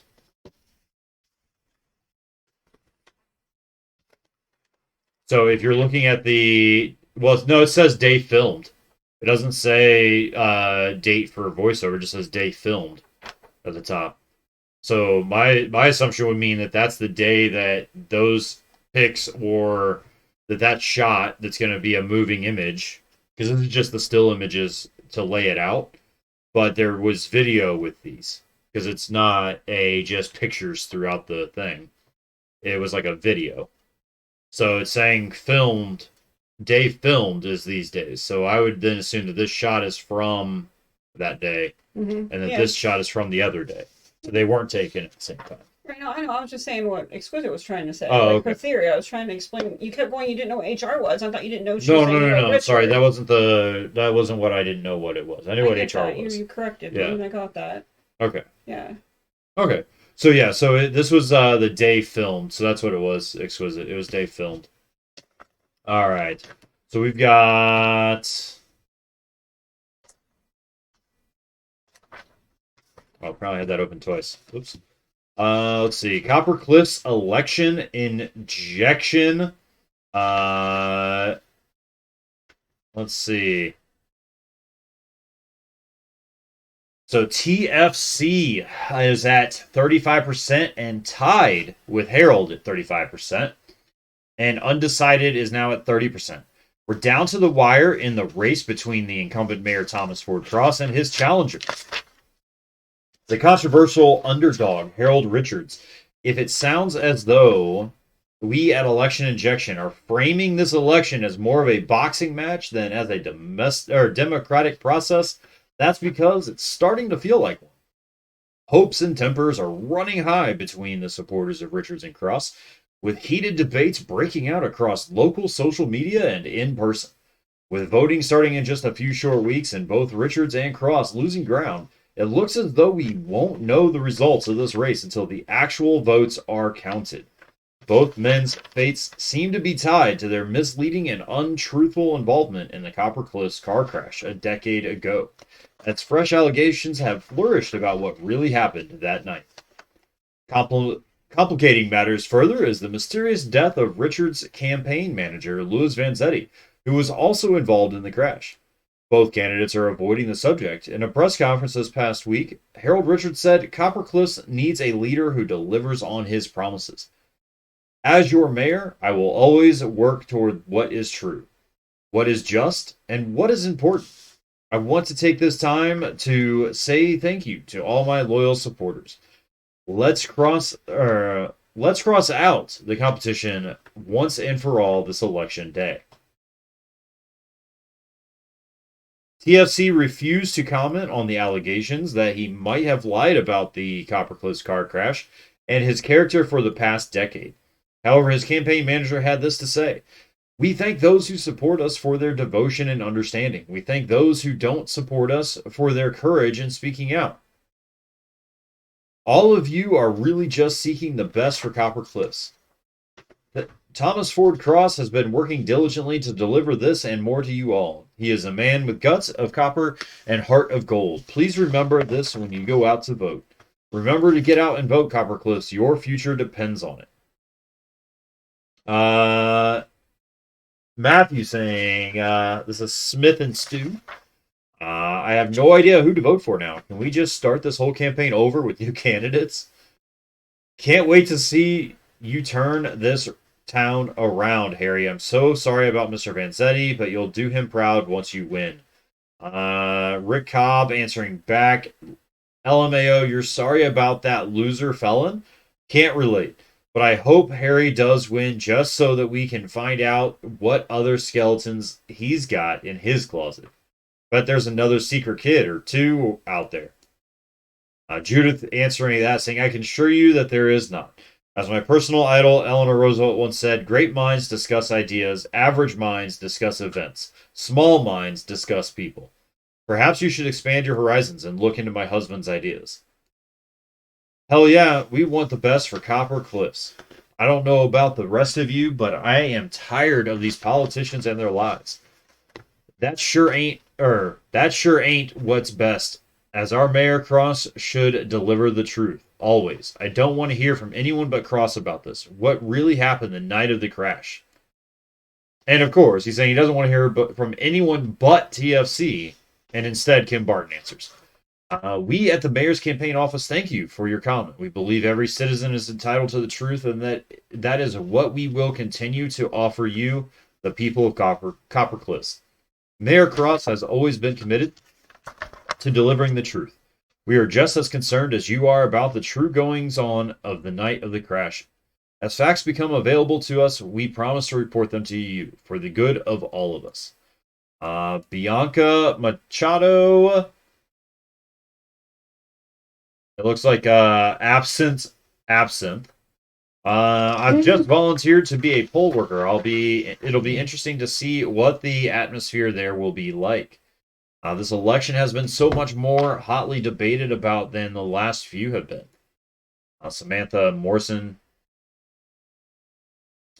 Yes, so night of the crash, we are, let's see, where are we at with the crash right now? We are... What's the question? refreshing memory on the crash of where we're at with the crash, what we figured out. Country Club. Yeah. TFC was at the event with the other two men. All three TFC, Lewis and Harold Richards, got into a vehicle with two women. Vanzetti was in the back seat with the two women. TFC was the driver. Richards was the passenger. After the crash, TFC flagged down Angel Silva, aka Sebastian Dyer, got into the car with him, and Dyer took him back home. That's Richards right. and Vanzetti stayed on site, and Vanzetti hopped in the driver's seat. Yeah, Vanzetti took the blame. Okay. So we don't know, like, between them all what deal was struck. We know that a deal was struck. We just don't know what it is. Basically, Vanzetti covered for both of the basically rich boys from the neighborhood, and they were supposed to take care of him on the back end, but why he agreed to accept a prison term and all that, we don't know. Right. Except that there was a deal made. Yep. That they were not honoring. Yeah. TFC wasn't paying him off like he was supposed to, or whatever it was. Yep. So that's why he was getting upset and making waves. Did you read either of the places if it said which fingerprint it was, out of curiosity? What do you mean? Which fingerprint? Like which finger? No. Yeah, I didn't think so. It just says that it was more likely had latex glove over it at some point. It'll be, okay, so Sam's good opinions. I'll be looking forward to seeing you there. Personally, I'll be voting TFC. He's got big plans and has been getting a bad rap these last couple of months. I'm very happy about everything he's been doing for the town. I say the past is past. It's time to look forward toward the future. Somebody or TJ replying, you need to change your account name, my dear, because that is a bona fide bad opinion. Not only has Mayor Cross been lying to us all about the Copper Cliffs car crash, he also hasn't taken this opportunity to finally tell the truth. He's a liar and probably a murderer, too. Do you really want someone like him in office? And then answering back as, do you have any sources to back up any of those claims? TFC is taking concrete steps to better this town, even if they seem small. They're better than nothing. And they're certainly better than whatever Harry Richards has planned. If TFC was in the car the night of the crash, then Harry should have said something. If your claims are true, then the real person to blame should be Harry.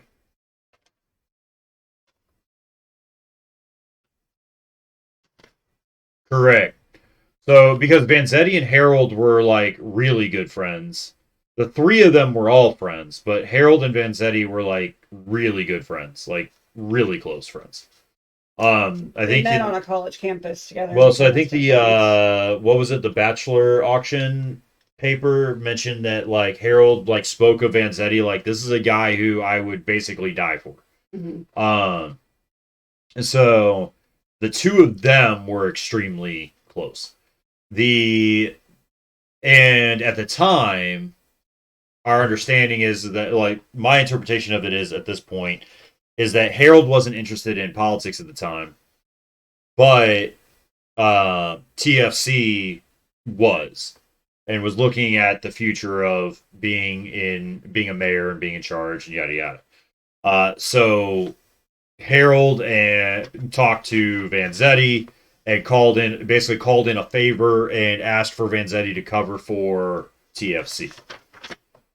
And so Vanzetti, being the friend with Harold that he is, said, okay, I'll do it, and agreed upon it because he was going to be taken care of. And then TFC was supposed to be taking care of him as well. All right, so let's see. Kim Barton also responding to TJ. Hello, TJ. I would like to interject to clarify that there is no evidence that proves TFC took any part in the crash, and that claiming otherwise could be considered by some legal experts to qualify as libel. Yeah. All right. I think I know who it is. Okay. So we were just looking at fingerprints. Let's see. We're doing this. So what one do you... I definitely know it's not Thomas. And the reason behind that is if you look at his fingers, most fingerprints, I believe, have like a swirly pattern like this one where it kind of does a little bit of a swirly cue. Here, but TFC's does not. All of his have these little loops, but they don't swirl. Okay. Does that make any sense at all? See if that'll... this work. No, it's not gonna focus well enough. Yeah. All right. Let me I grab can try to from take a here. close-up shot of it and put it in Discord, I guess. Basically, TFCs are very unique looking. Most people have like a swirly in theirs, or at least some kind of like ridge detail. Hers is, or like the person who killed Ashley has a swirly in it, and he does not. I don't know what they're called technically. Swirls. Okay. There you go. So you see how it has like a starting point and it goes up, around, Yeah, and so it down? has the Yeah. those that So if look you look there. at TFCs, he doesn't have that. He has like humps and like ridges, but they don't swirl at all. Okay. Does that make any sense at all? Yeah, it's been a long time since I've gone through a fingerprinting class. Yeah. Well, I'm going to point you out the three key differences I'm noticing on the person I think did it. You know, tell me if they're right or wrong. Okay. So, I think we can rule out TFC based on Yeah, I think so. all Yeah, of his fingers I don't agree. have a swirly in them. Now, person number 2, Harold Richards. He has a very obvious scar on his right index finger, Okay. and I don't see that on this image at all. So the swirls Look are at it. kind of there somewhat, Yeah, but so like the if you scar look is here, not. you see Yeah. that scar? Yes, that's what I've got up here. Yeah. So I'm a little suspicious. Plus, there's also one other key detail. If you look at the far two curlies that go down, they go down really far on that one, This one. but on the other one they don't. Yep. You see that? They all cut Yeah, off. it's also like I don't know if it's just that it's wider because I don't know. Well, it's a partial, so. Yeah, it is such bad prints. Yeah, I agree. And I think that's intentional. I mean, look at this. They did that so that this one would stand out. All these are disastrous. No cop would ever do that and that be acceptable. Yeah. There's no way. But I think it's clearly showing a scar on his finger, which would eliminate that being the finger used. And the other one doesn't have the right texture. None of these others have swirls. In regards to that, right? So. Yep. Okay. So we've got Kim Barton. Yep. And we do have a couple of fingerprints that have swirls. Looks like maybe right index finger being that's the one I'm eyeballing, yeah. That probably is the closest to our image. If you see the two swirly tails I was talking about, they stick out a lot farther on hers, and it looks very similar to the partial on Vanzetti. Yeah, the little tails come down and out. So what do you think, chat? You think that, I mean, it looks like it's pretty, so there's like a 3 here on the like right here is what we're looking at. And right here is what we're looking at, right? So when you're looking at these, that's what we're comparing. Is that how these 3 last lines stick out further than, on the end. So it looks like we're looking at Kim Barton as being the fingerprint on Vanzetti. Do we have enough? We don't have enough on Ashley. I couldn't match it up. I mean, you can try, but basically the whole ridge detail you need is gone. So you'd have to use this down here to compare it to. So like it would be this one right here you'd be comparing it to. Oh, okay. I'm pretty sure. So because it's the right index finger. Yeah. So I don't know if I hold it right here. Can you? Anything? That does look very similar. Okay. Let me see. There's no swirl, so I had no way to match it up to any specific photo or any specific item. Yeah, let me do this. Let me go off the record. That was in episode what? Her autopsy. Yep.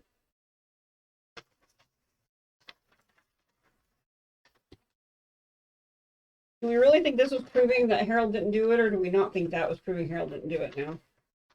No, we were thinking that it does. Yeah. That it helps push him out of there. So one thing that's still not jiving with me, though, go ahead and figure that apart, and I'll say what's bothering me.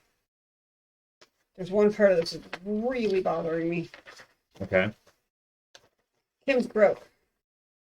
And TFC owed her a ton of money that he wasn't paying her. Right.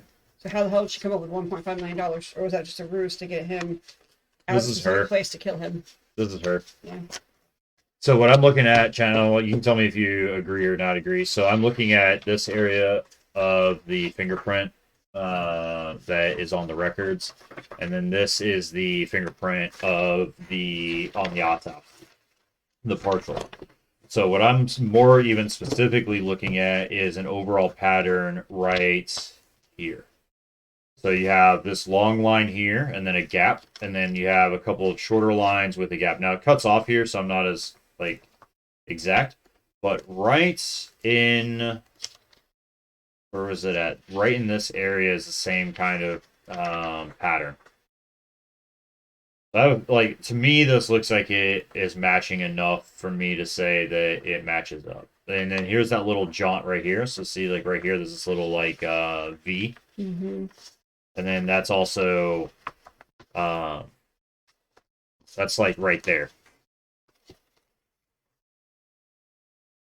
So I feel like this is the same as this area or similar to this area. I feel like this is a complete lie and that they're really just trying to get him to show up into a space to kill him. There's in my head, Maybe Kim has no money. She's pestering TFC and the text messages like crazy. Well, we don't know that this letter came from Kim. The letter could be from TFC. That's true. Because of the money. Now, he may have sent Kim to deliver said money. My only issue, though, is, again, TFC didn't have 1.5 mil. He had spent everything he had paying off Sebastian for also covering for him. Because you gotta see, TFC was up to his eyeballs. He had Kim, who was amazing, who had to pay for. He had he had Sebastian, who had to pay for because he helped him with the crime of car crash as well. The suitcase could have been empty. And he owed Lewis still. So, like, TFC was raking in all this money just to pay off all these people and keep all the secrets. Let's put her name in. So we're going to do, we need to add... I'm not sure how the money part plays into this. It's bothering me a lot. Well, so he's claiming that he had that, but yeah, you're right. I'm saying, him and Kim may have been it couldn't have been real money. Right, because they don't have it. Exactly, yeah. So unless it was a ruse to intentionally kill him, which, why would TFC get his hands dirty a billion times in? He says, don't let this come back on me. Right. So we are submitting Kim Barton as the killer. That is who we are, that we are submitting in, correct? Yeah. Oh, wait, I forgot. I gotta do this as Kimberly, not Kim. All right, Kimberly Barton. All right, so that's what we're gonna do. Is we're gonna submit Kimberly Barton as the killer. Yep. It was Kim all along. I'm still waiting for another twist. Like, oh, she's dead too. Now what? Was it? Do you have a alibi? I mean, we know it was Kim. And you said, and you used to be Kimberly as me. I don't know. One thing we had one name change in this story, and now you had a name change, and I don't know. Hey, TFC's had free name changes for the rest of the year, man. Right? Yeah. All right. All right. So we're submitting Kimberly Barton as the killer. So let's see what we get.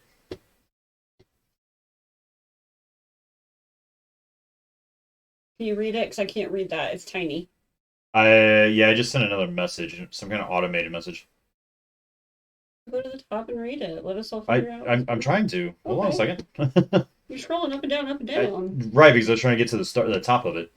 4 times? Yes, because while I was scrolling to the top of it, it kicked another message and kicked me to the bottom. Oh. Mm-hmm. I'm trying to hurry. No, he's not. He's screwing there we go. For torture and fun. There we go. I'm gonna cheat now. You're driving me nuts. All right. Well, I'm trying to make it large for everybody to see. Yeah, no, you're driving me nuts. I gotta look. All right. It says, so this is from Franny. So, whoa, Kim? Really? Let's think this through. TFC had been paying for her mom's treatment, so if Kim found out that Ashley was about to ruin TFC's career by exposing him as the real cause of the car crash, then the payments stop? But why Lewis? I guess you thought that Lewis was going to expose TFC too, despite the payoffs? They were both putting her mom's treatment at risk by putting TFC's source of income at risk. Yeah, I guess that tracks. Well, there's 2 problems. 1, all of the evidence against Kim is pretty circumstantial. Even the prints found on both corpses were only partial. And 2, Kim is way too good of a lawyer to let herself be convicted on circumstantial evidence alone. And that's if we're even correct. Okay, I've got an idea. There's nobody in the office right now. They all went out for drinks. What if I looked through Kim's desk? There might be something in there that could help us figure out her personal passwords. It certainly worked with Judith. And maybe if we snoop around in Kim's personal accounts, we can find a smoking gun somewhere. Or a dripping needle, I guess. I can just take pictures of whatever's inside the desk instead of taking anything. That way she'll never know I was there. Hold on a minute. All right, let me get a screenshot of this real quick before we open up all these other images.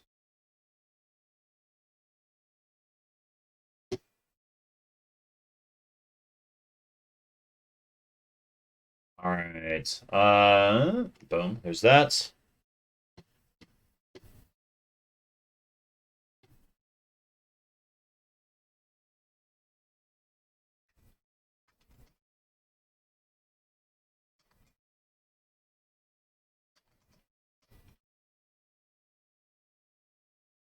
All right. Get that put in here. So you all have that. That's going to be marked as a spoiler as well. Okay.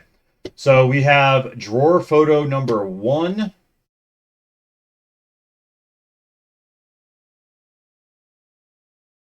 You reading everything? You were poking, babe. Well, I'm trying to hurry. I've got photos pulled up. Okay.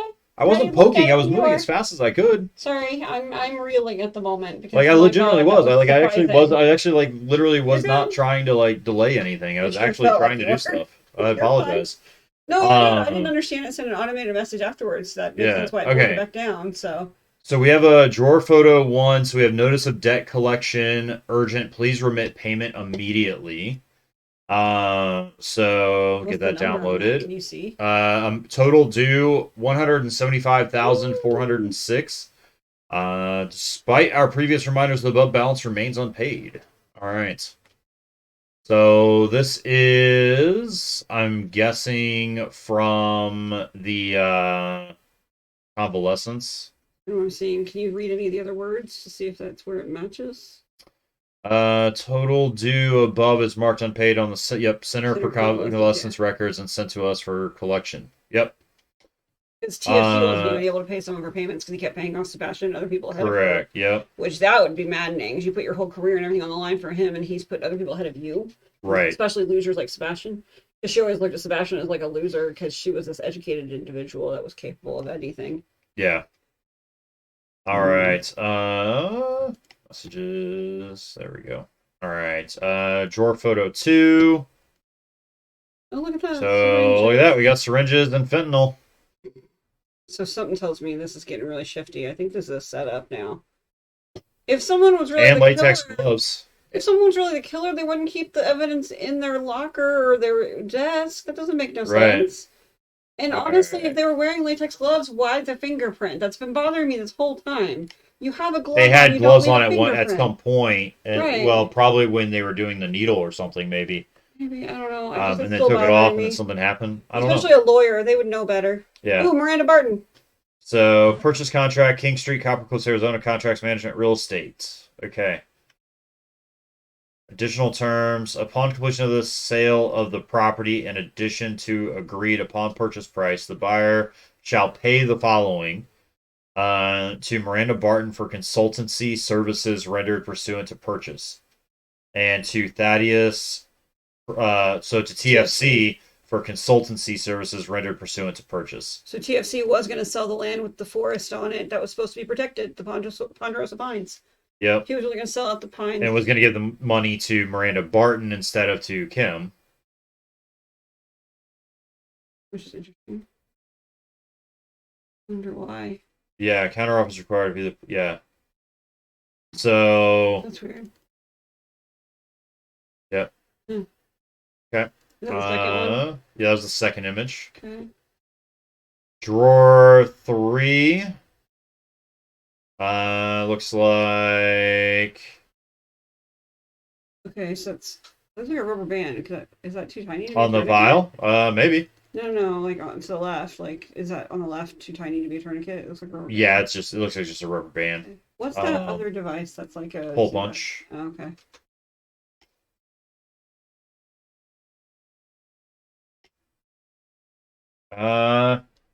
It does not look like we can see. However, it does say Coppercliff Center for Convalescence. That's weird. Why would that be labeled on there?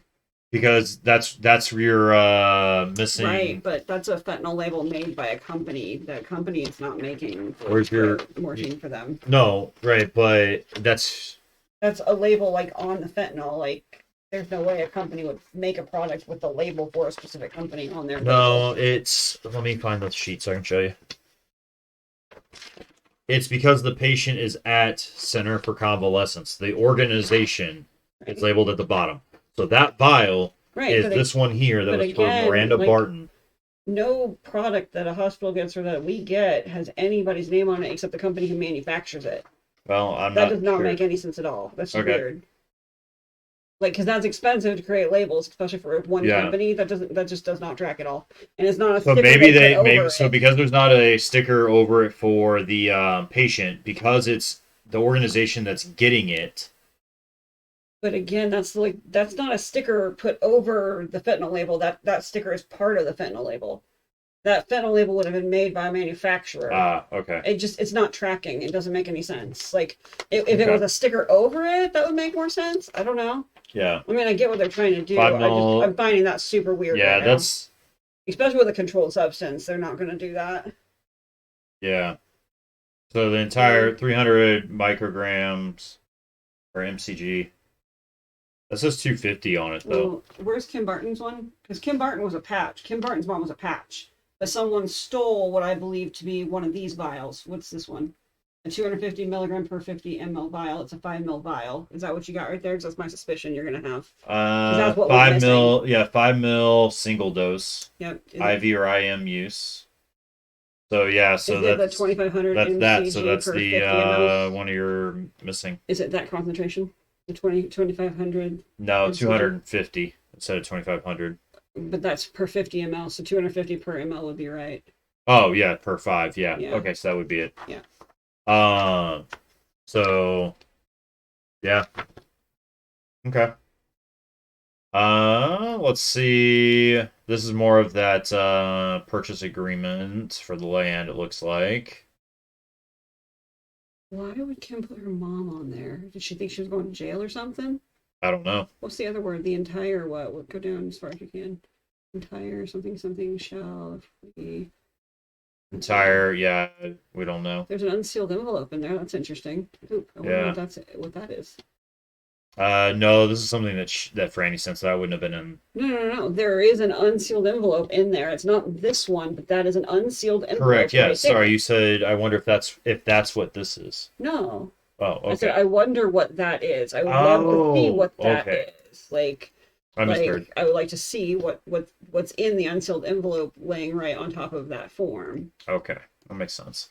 All right, so we've got sorry, this part's saying shit. I hear something. I'm going live. I'll set the video to save automatically in case we get a confession. 1 second. So it sounds like maybe Kim is nearby. Let me get a screenshot of this section.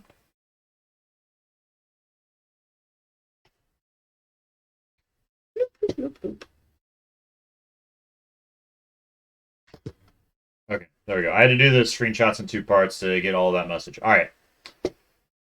We have an automated message that came through. We have an automated message that came through. You coming for the message? For shame. Why for shame? What did I do? What about for shame? I don't know. Okay. Someone stole a vial. I misread it in my excitement. What do you mean? What? What? Oh, no one. She's thinking that no one stole a vial. But it was stolen. I mean, it wasn't for Kimberly Barton. It was definitely not for Kimberly Barton, so it was definitely stolen from somewhere. More than likely, it was picked up from. I think what it's trying to say is, even though I know in IRL that a label like that would not exist, right. It could be that it was relabeled by the Center for Convalescence, because this is saying everywhere that there is fentanyl. Yeah. It's not. This is like, hey, this is the controlled substance database. Right. No, I know. So it could be that they relabeled it as saying that they are in possession of it because it's a controlled substance. I don't know. I know in IRL your place doesn't do this, but that could be what they were trying to portray. I just assumed And they to were trying to make it show easier that for it us was to figure out where it was stolen. at. Right, so this would then just show that it was, hey, this is a bottle that was at the Center for Yeah. Convalescence. Hey, It's Kim's still mom not is quite there. making sense, So though. therefore, maybe it's It's still not that making sense, though, because yeah, she would have had. to steal it. Wait, why wasn't vial 85 stolen? I'm confused. Where did it go? Yeah. I sure swear it looks stolen to me because it's missing. Yeah. So there were 85 vials. So there's 86 vials here. And the next time someone accesses that type of vial. Oh, Josh Rivers got 2 doses? No, 1 unit equals 1 patch. Wait, Or who's 1 Josh 5 ml Rivers? bottle or 1 losage. Oh, I good see. call, good 84 is call. a So I double. was wrong, yeah. Okay, 84 cool. is a double. I see what you see. Or I see what you're saying Well, now. because either way, I wasn't understanding. Because even if Miranda Barton's mom got a patch, Kim Barton didn't go get the patch for her mom. It would have been the doctor or the nurse. So Right. how would Kim have gotten her hands on the fentanyl still? It doesn't make sense to It's track. basically maybe that she picked up the bottle of fentanyl that, so this bottle possibly, right? Or one of these other bottles, we don't know. So we're saying that But she we're might just have saying that stolen we're it pretty sure that from the if she convalescent went over center. to that she basically somehow walked off with it. Hmm. If they left it sitting on a cart or whatever, right? That she somehow got a hold of it though. Good All catch, right. Exquisite. That tricked me. Nicely So done. we have an automated message from Franny. All right. So automated message. I've got some bad news for you. If you're reading this, I'm probably dead. Ever since the killer sent me that message, I've been preparing just in case. I set up my phone to send you this message if I don't input a password at regular intervals. Clearly, my doom prep was justified. If this message is sent, he contacts the local police and sends them my location, but it might be too late for them to do anything.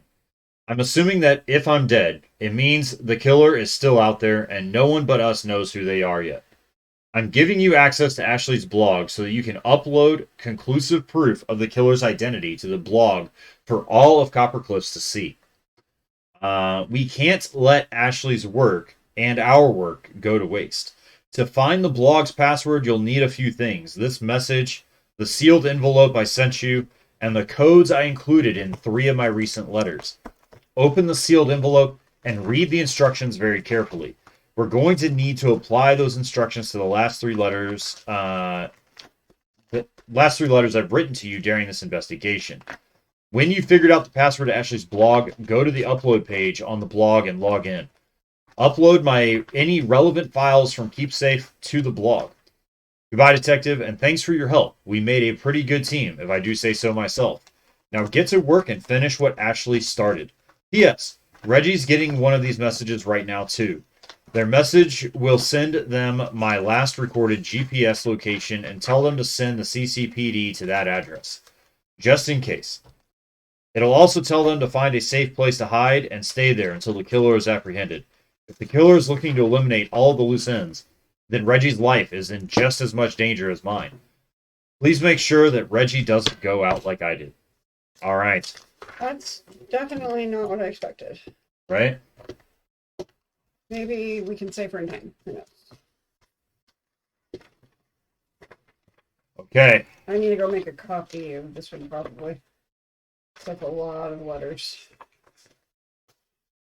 I'm gonna slip away really quickly and make a photocopy of this one.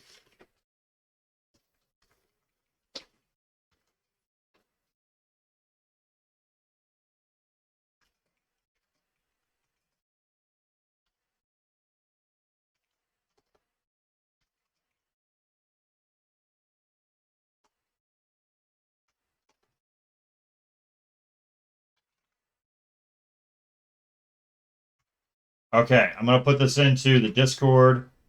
Mark it as a massive spoiler warning for anybody. All right. There we go. So we need to figure out the password. So this is the site we no, it's not a video, it's a link to here. So circular site blogs. Hello Ashley. Enter. So we need to figure out the password. I mean, open the envelope, or are you opening it all? No, I have not opened it yet. Okay. If you'd like me to wait, I can. Okay. Oh, okay, perfect. Okay, so this is our next part that we have to figure out is the code. Oh, yeah. I don't know where that. Oh, was that a video? Hold on, let me look. Well, she said she was going to start recording, but then it cut out. Let me hit back.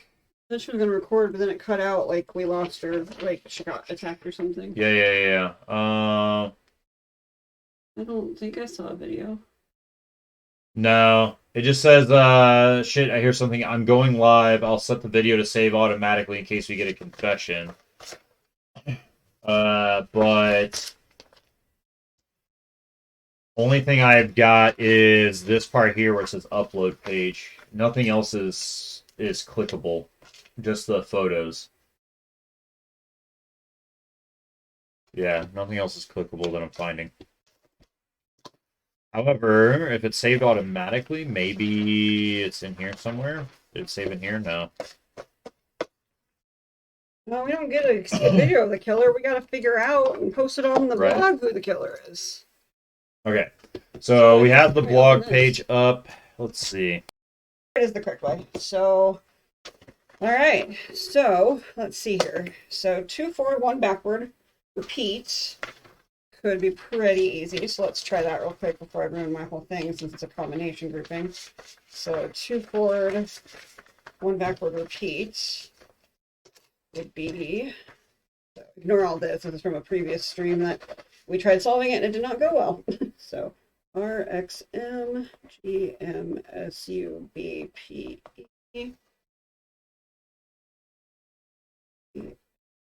MN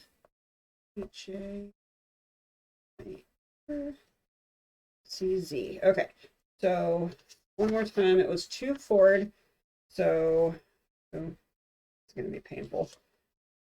R 1 2 is T. X 4 1 2 is Z. Won't make no sense. 2 forward, 1 back, repeat. 1 back, so M back.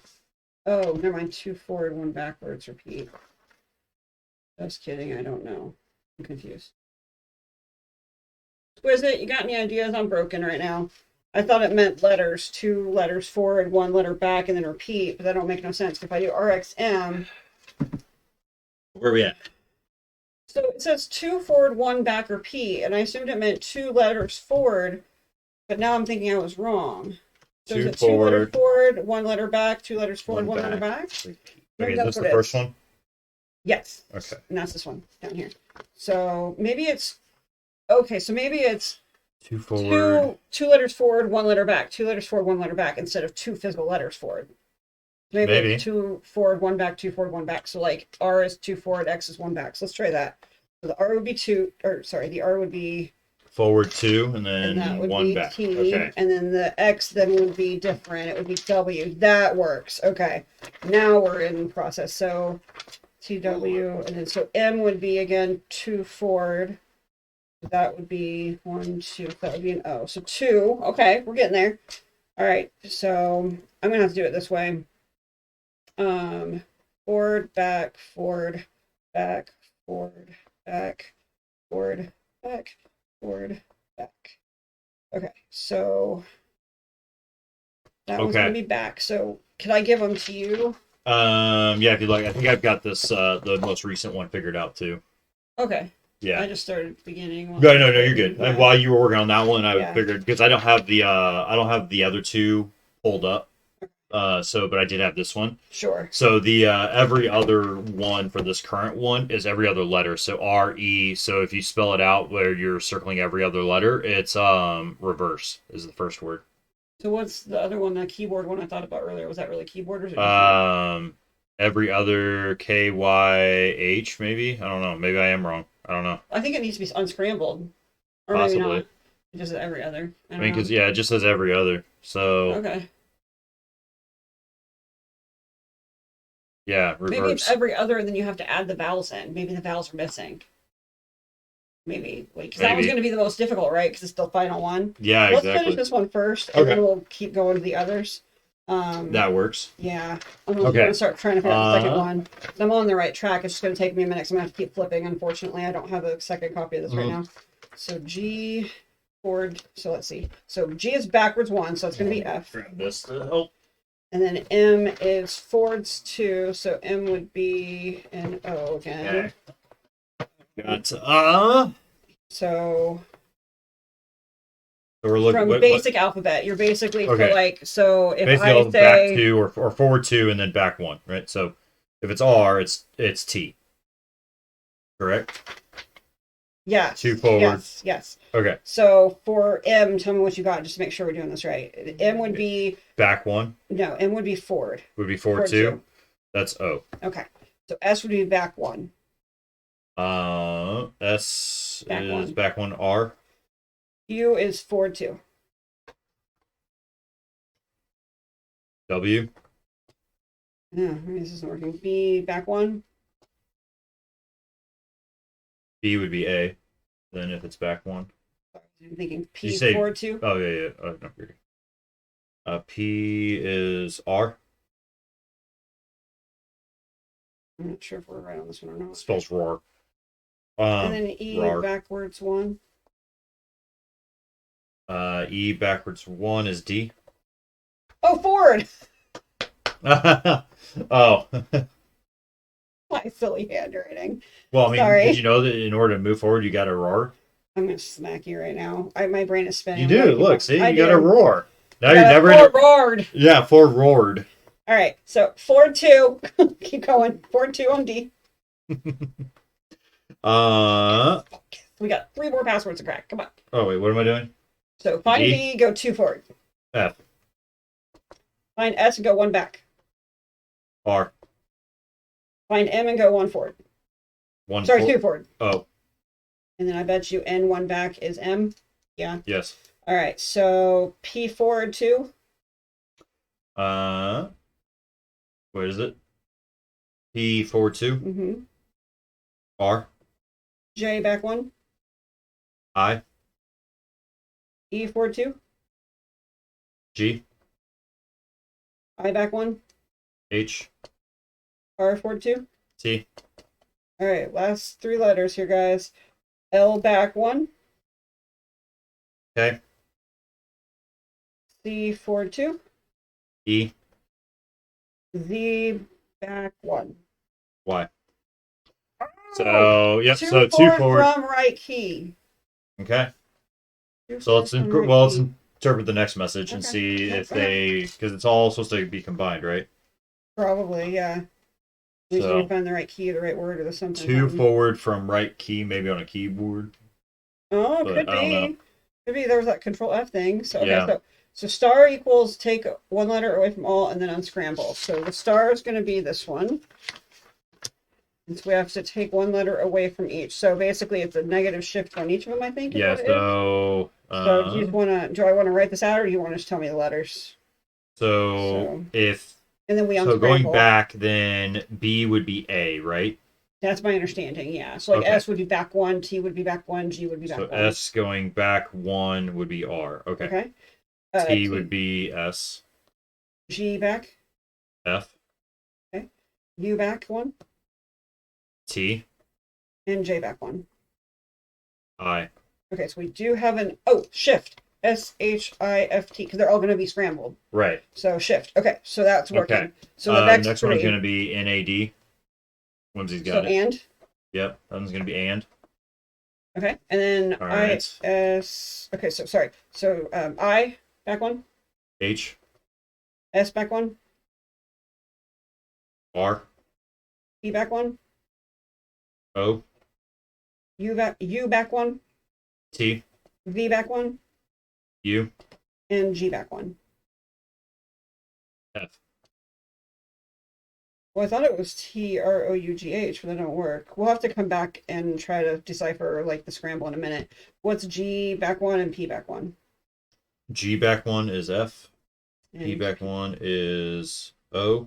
And so that's of. Okay, so we got to figure that one out. Shift and blank of. Okay. So S back 1. S back one Oh wait, does is she have something R. else? No, Sorry. I was just reading it. Okay. I keep looking up just to make sure R. because she popped Okay. something up. H back one. H is G. T back one.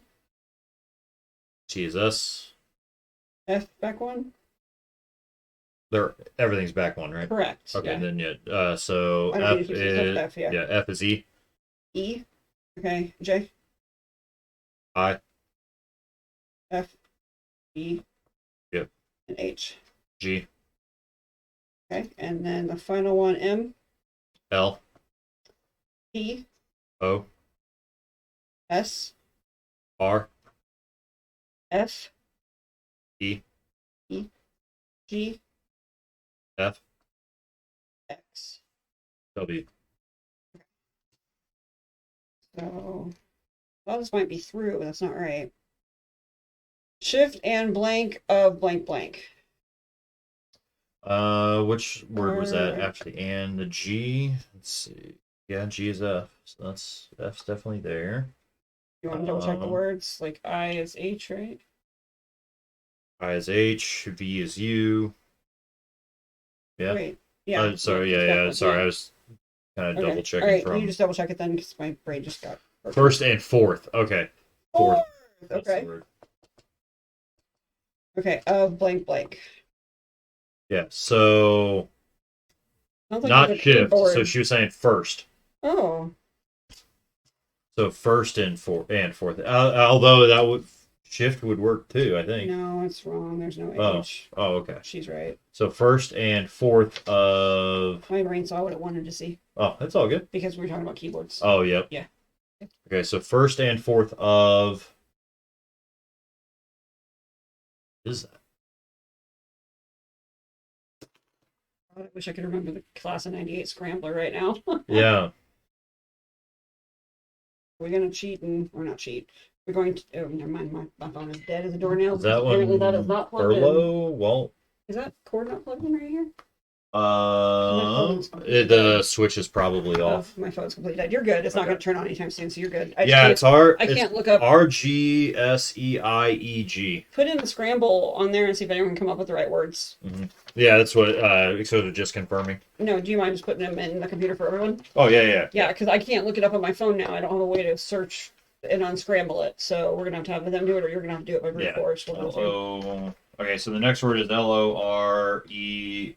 And it needs to be unscrambled. It's already been shift ciphered. It just needs to be unscrambled now. Yep. So that's the one. That one also has to be word. unscrambled. There's another. She's already got it right here. The RGSEIEG. Oh, okay. Yeah. All right. Yeah, she was just confirming that she had all the letters correct to that one. So then I typed in the second word. Gotcha. I didn't see that part. Sorry. Okay. Yeah, can you just tell us what it is in an unscrambler? Because honestly, these are just too big tonight. We'll still have another scramble to go, and we have more still. I'm just getting So. Can you just say what it is, Exquisite? Yep. Reggie's flower. Okay. Oh, Aster. No, is Aster Asher's flower or Edgy's flower? Both. First and fourth of Reggie's flower. S-T-E-R. It is it A-S-T-E-R? S-T-O-R. Which is it? E-R or O-R? I'm looking. A-S-T-E-R. So this one's an Aster. So first and fourth. So A and E of Reggie's flower. So A-E. So the A and E. Yep. So two forward from right key. A-E. What was the right key? I think we need to figure out the final part first to figure this out. We still have one more to figure out. Yeah. Okay. So every other we are I know what it is. What? It's H. Control F on her pin. Two forward from the key. So F. Two forward from F on a keyboard is H. Or on the US keyboard. Nice, okay. Yeah, so I'm thinking it's H. So H-A-E? H, yeah. So we're figuring out the password. HAE, and then we still don't know the rest. Yeah, so this last one is going to be okay, so RE. I'll let you know what it is because we're just eliminating letters for now. Yeah, it's just so REVE RSE. Reverest. Reverse. Is that it? Oh, you said E, not T. Yes. Okay. And then we ended with E, so OF, so of. Okay. LAST.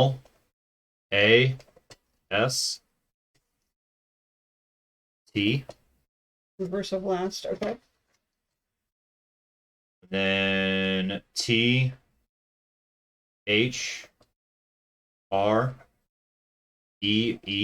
Reverse of last three is the last word letters. F. Nope. ROM.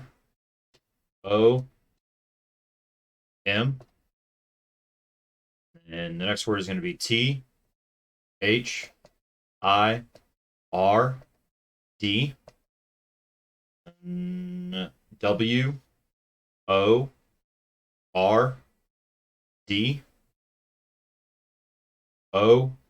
And the next word is ASHLEYS.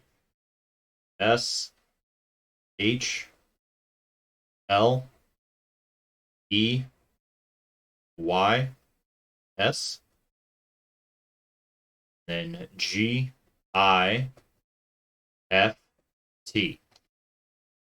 Reverse of last three from third word on Ashley's gift, which is 1, 2, 3 favorite. So reverse of last three. So last three of favorites, ITE should be ETI. Yep. So ETI.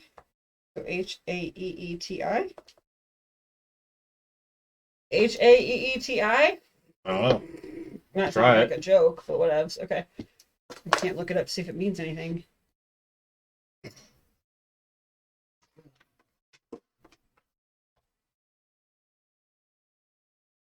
All right.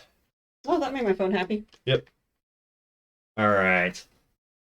Let's try this in here. So we've got HAEETI. Yep. See if that's it, or that was it.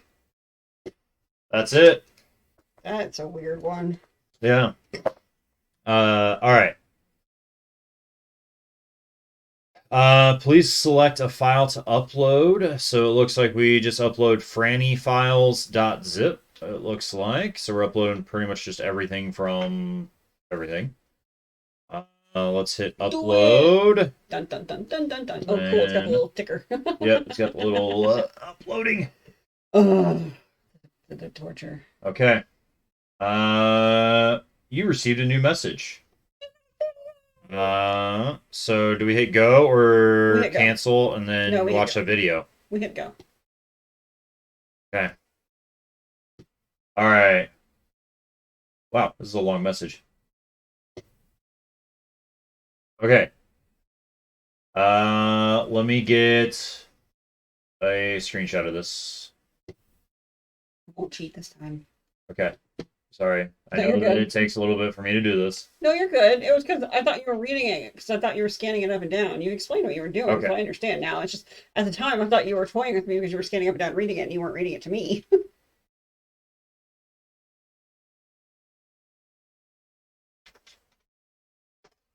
All right, so we submitted everything and received a message. All right. So I'm going to do that. There's a spoiler there. By the way, is there any way you can mark mine spoiler? Because if not, you need to delete it out because I didn't know how to do it. So I just put it in temporarily to help everyone else out. I can't mark yours as spoiler. Can you move mine off or delete it out? Because people who are solving it with us are now not needing it. So yep. Yeah. I just couldn't figure it out, and I was sick of trying to fill the space while trying to figure it out, so I just posted it. Yeah, you're okay. All right, so chat, you ready to read this message? Okay. Oh, do you need us to wait? All right. Exquisite's gonna miss the details. The only reason I hide it at first is just in case Wrong. random message or random thing happens where like my email that's associated with the account pops up. That's the only reason why when things first pop up, I pull it off screen just to make sure that I'm protecting any of our personal information. All right. So, the message we have from Franny. So it looks like we also have a message from Reggie too. Well, Reggie got notified about Franny possibly dying also. Yep. So, So, all right. all right, I do hope this. you're okay, detective. Sorry if I scared you. After Kim Thank attacked God. me, the police showed up and took her down. I So think we I did put. save her. I was hoping. I'm like, it can't be that way. It cannot be that way. They really Franny's don't alive. know. That's what you need to know, Exquisite. All right, I know you said. Woo! And Aoda, I will grab that Pokemon pack right after we finish this up for you. All right. Yay! So let's see. So I think I put up a pretty good fight for someone who doesn't fight. I'm okay, promise. Gonna be in the hospital for a little bit, but really I feel fine. Good even. She's scrappy. They got the good stuff here. Hey, we did it. Not She that gave herself some fentanyl. not that I doubted you or anything, but I mean we actually did it. We solved the murderer. We solved the murderer. Murder. We stopped the murderer, and we made it out alive. On top of that, we finished what Ashley started. We rock. Yay, team. Oh, so Kim is behind bars. I'm pretty sure they're charging her with 2 counts of first-degree murder for Ashley and Lewis. And one count of attempted murder for me. Either way, they're holding her without bail, pending her trial in the jail without the bail. Or what? Either way, they're holding her without bail, pending her trial in the jail without the bail. And I am looking forward to testifying when the time comes. I'm gonna make a great witness. It's a good reason to get a fancy outfit. The election has been suspended while the candidates are investigated, although no one knows who the hell is going to run now. It doesn't seem TFC is taking that too well. No one's been able to find him since Kim was taken in, but there's a warrant out for him. Wow. All right. Because of what? What did he do? Uh, Oh, because of course he was drunk driving. Duh. yeah. Whoops. So the statute of limitations statute. It's been. I think it's because she's on the drugs. Mhm. It's been too long since the accident for them to charge him for leaving the accident and the DUI, but they can still get him on manslaughter. That dude seriously sucks. Harold and Judith don't seem to be doing too hot either. I've already heard rumors of a divorce. Sebastian's in trouble too. Tax evasion on those payments.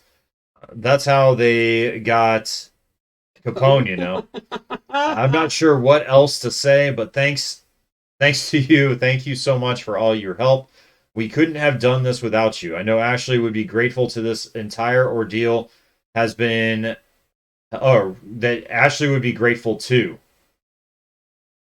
This entire ordeal has been hellish. I just want to sleep for like a month, but I'm glad to have found you. I feel like saying I love you, but I'm pretty sure that's the meds talking. I'm gonna go to sleep now. I'm sleepy. Thanks again, you. You're a super detective. I love you. Totally drugged out of her mind. Yes. All right. All right. Let's see her kick someone's bum. Yep. All right. So now we have Reggie's. Let me get a screenshot to add this in.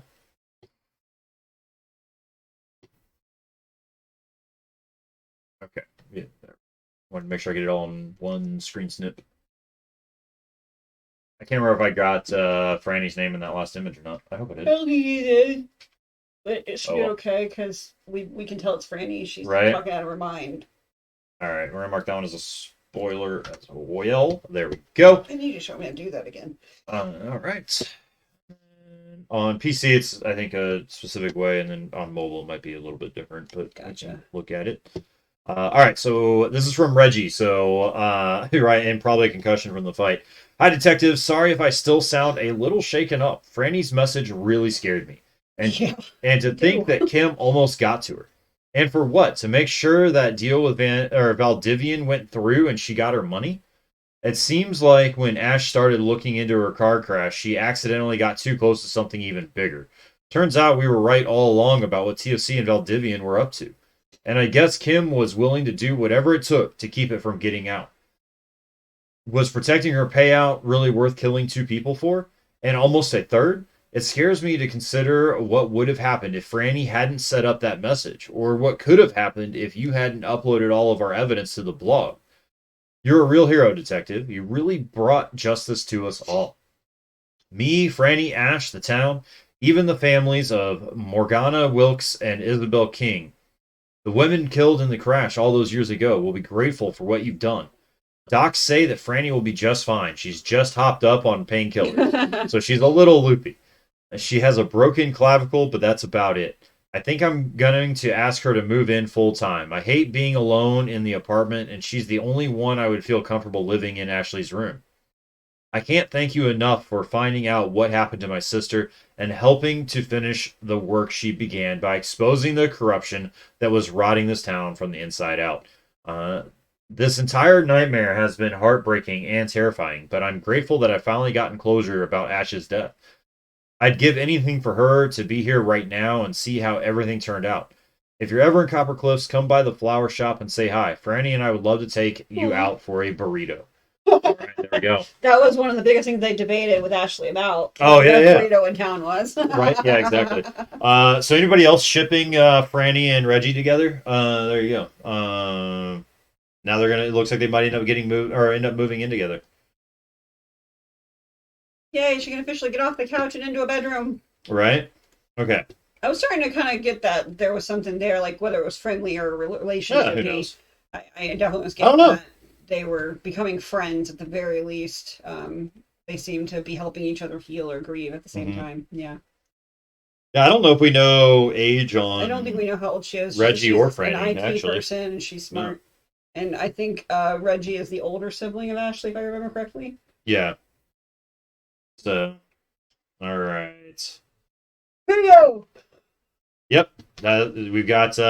We need to go to storage. Okay, here we go. Because I'm yawning at a much more alarming rate at this point. To the point where my eyes So we have the frannyfiles.zip that was uploaded untitled, and we also have the we have the video as well that went. Well, we uploaded the Franny Files zip. Oh. Okay. So it was the photos. Okay. That all it was? Was just the photos? Yep, looks like it. Oh, okay. Oh yeah, because it was Kim's desk. Yeah, it makes sense to show off the real deal of who done it. Yep. Okay. And then we have the video. Is this gonna? Wait, I heard a little bit of sound. You did, but they will not. So hold on a second. Let me get this so that you all can hear the audio.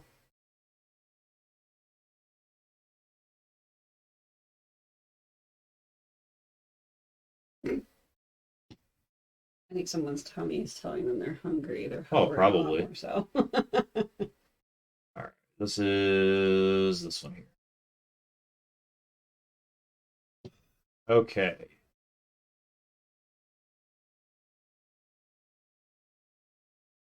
And then let's hit play and see how can we make this. If I do that, it's gonna do that. That's not gonna work. All right. So let's look at this. All right, you ready? This is when she went live when she was by the desk of Kim Barton. She was snooping. Yep. So here you go. Hopefully, if you can't hear it, tell us. Yeah, definitely tell us if you can't hear it, if I need to turn up volume.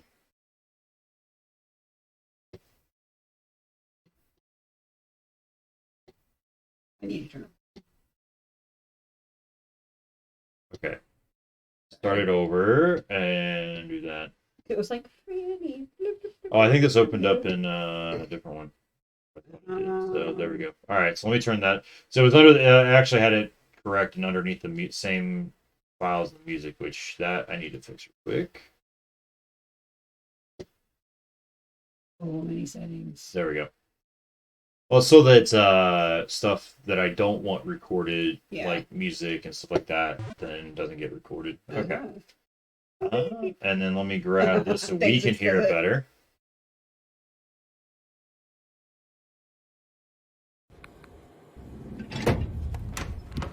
Franny, what are you doing here? What was that sound just now? Nothing. Work stuff. I thought I left something on your desk, some paperwork, and I was looking around for it, but I dropped my phone, and when I bent down to pick it up, I hit my head on your desk really hard. That was the noise. Sorry about that. If that were true, your skull should have been cracked open. But you look fine. Dumb luck, I guess. It almost sounded like you were trying to force open my locked drawer. Did you open my drawer? Kim, listen, I think we should sit down and talk about this. So you're the one who's been updating Mendoza's blog. It must be hard to run a campaign on your own while taking care of your mother.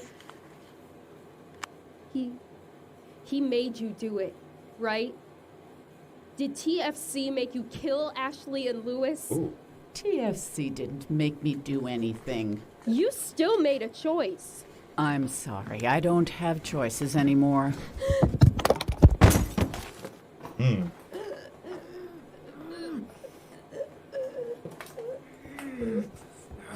She must be trying to strangle her. Freeze! Put your hands up now! Officer, I can explain. Stand up! Keep your hands up! We're going to need a medic at the mayor's office. 5 Coulter Road. Just let me explain. Keep your hands up! All right. Well, I will say this, they did show up awful fast. Right? They did. Okay. Well, I'm wondering if she had it like set, like she said, where she had to type something in to stop stuff from being sent. Mm-hmm. If maybe that was set, or like she set it up so that it would do that soon. Yeah. In case, because she knew she was about ready to go do something that was very dangerous. Yeah. So, I'm very proud of myself though about that Control F thing. I am actually super impressive. I was like, yeah, Control F. I've been talking about the whole time, but like, well, I'm not following. Yeah. So that was just funny. H, wait, Spain. All right. That was pretty good. Okay. Oh my god. So there you go. So I will be honest. I mean, it does make sense because she kept saying the whole time through, like, nothing would get in her way of protecting her mom and paying for those payments. Right. And she even said at one point that she will basically fix anything TFC throws at her. Yeah. So it's interesting because per the text messages and per the Val recording, Kim supposedly didn't know about the car crash stuff until the night that she killed Ashley. TFC told her about it that night. Right. So that makes a lot more sense then of that. Yeah, it was all about the money. Yeah. Yeah. So she didn't care as much about the election or skewing those results. She just didn't want her Valdivian's deal to go through or to falter because she needed the payoff. Yeah, no, exactly. I just can't believe the eco guy was selling off the forest to the Valdivian Corporation. That's fascinating. The very forest that he protected, he advertised that he was forest friendly on. Right. Well, I mean, he couldn't pay Kim. He couldn't pay the Vanzetti. So he was doing whatever he could. He raked in over $40 million. Like, where the heck did all that go? It's a lot of Sebastian Hush money. Yeah. I mean, that's obscene. So I think it's fun that every single person in this season was dirty AF. Right? Like, legitly every single one of them. Vanzetti, kind of not so much, but like he complied and basically took the rap, so that's not good. And then you got Richards sending money to baby mama, and to his wife, and then trying to cover it up. His wife trying to cover it up for him, breaking Gertie's tooth by throwing a shot glass at her, you name it. So much drama. Yeah. So I agree. It's good though. It's funny because Sebastian honestly seemed like a scummy guy at first, but he was just really a guy who kind of in the moment made a bad choice, and that one choice unrolled his whole life because he stopped, and then when TSC told him to take him home and he did, he was then stuck in this train wreck. I will say this though, a few episodes ago, I've been waiting to say it because I screwed it up and I wanted other people to have the chance to catch it. The friendly chap letter that was written and torn up in the TFC's mailbox area or dumpster, that was actually written by TFC, not Harold. Oh, the friendly chap is word letters of T, F, and C. Yeah, okay. Anagram type thing. Yeah. Okay. So I figured that out after going back to the Good Fences stuff and reading where they kept saying all the different letterings to freaking Krusty or something and all the other letters they were doing for him. That's when it clicked. I was like, oh, yeah. Yeah, corruption really was rotting the town from the inside out. I really did want them to bring the police department down, though, because I still feel like the police department had to know a little bit that there was something going on at that crash site. Right, and Like, then it wasn't there was just still a police cover up there, I feel like. and then it wasn't, who was it that Richards, right? Julie Richards was the responding officer. She was one that was reporting secondarily. I don't think she was the only one who responded. Yeah. She's the one that commented about the extra tire tracks and they weren't a big deal. Right, It yeah. would've I think she TSC did the is a full problem. report though, so Did she? yeah, I think Oh, she was okay. the name on the full report. It wouldn't surprise me because her dad Um, was the chief of police, I think, so he would have been Yeah. helping her cover it up. Either way, though, Possibly, very yeah. good. Very good. No, I agree. So what, chat, what do you think? What say you? What did you think of this series of Off the Record as a whole? So, I mean, we did 6 episodes with Off the Record over the last several months. You know, Exquisite saying so good, it was great, awesome. I thought they did a good job blending like the political without going like danger side political. Like I thought they did a really good job of making both candidates equally like train wreckish, Mhm. and kept like all like the party politics out of it. And it was just like my bad ideas versus his bad ideas, and why Right. both of us are sucky people. And I thought that was kind of a clever and unique way to do it. I actually loved this season more than I thought. We Yeah. actually didn't do it at first because I wasn't sure if I wanted to do it, and we accidentally signed up for it. I'm actually really glad we did. Mhm. Like, we Yeah, would've we missed did have out. a We little had some fun bit curveballs. with it being a political, based story, right? And with today's We just world, right? That's being why at the very, very politically smart beginning and of not divisive. like our first episode, we put it out there that no matter what was happening in the story, we didn't want to talk anything about IRL politics during the stream, right? And so and they did a great job. Like, yeah, like, so exactly, just like what you just said. They kept it local politics and nothing party based. It was all about the people rather than anything to do with that this party is doing this or this party is doing that. Yeah. They never even assign parties to anybody No, either, right? yeah. So you don't, which I think is great. So if you are, I feel like as a review for this story, if you are looking for something that is politics based, but not, if you're looking to do it with a group of friends or something, or maybe you and your spouse, or not necessarily eye to eye on normal politics, this is actually, I mean, very well put together so that there's not a lot of argument. There's not a lot of chances. I mean, there's a lot more drama and everything else that you can focus on There's so besides many focusing on curveballs of whether fun. party A Yeah. versus party B and yada yada yada, right? So I think I agree. X was like just such a smart move. And it was super fun because they still did poke at politics in general, which I just loved. Like the Yeah. trashy advertisements and I'm better and he's worse, but really he's better and I'm worse. And I don't have any secrets in my closet, even though I've got an entire closet of secrets back there. Right. Like, I really enjoyed like how flawed they made all the characters, because it made them more realistic, or like not likable, but like realistic in reality. Yeah. Like there wasn't perfect people and failed people. It was just a lot of flawed people in a bad situation. I agree. Yeah. Well, chat, a little bit of bonus content here at the end. So it was redeemed for us to open a pack of Pokemon cards. So that was redeemed by Ayato. So right down by your feet, there's a box. If you could open that up. This one or that one? Yep, the longer box. Sure. Yep, if you could just pop that open, there should be. I can't, but I can kick it to you in my face. Right. Nice zipper. Okay. Ayato, are you still here? Because you get to pick which one we're going to open, okay? And since this is a special one where Mrs. Strange is here too, we'll have Mrs. Strange open one. Maybe Mrs. Strange can bring us some really good luck. Alright.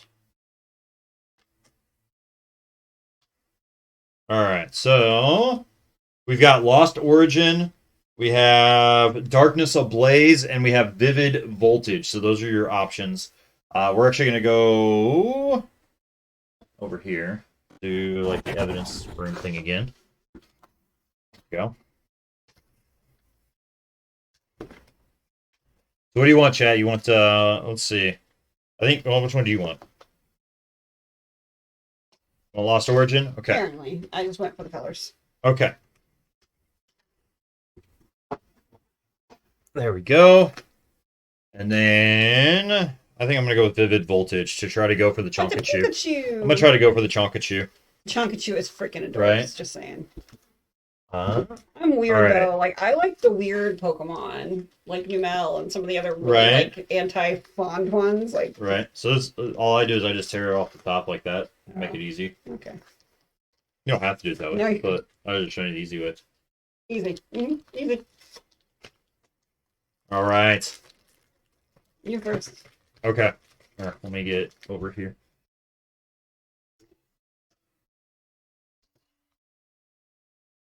All right.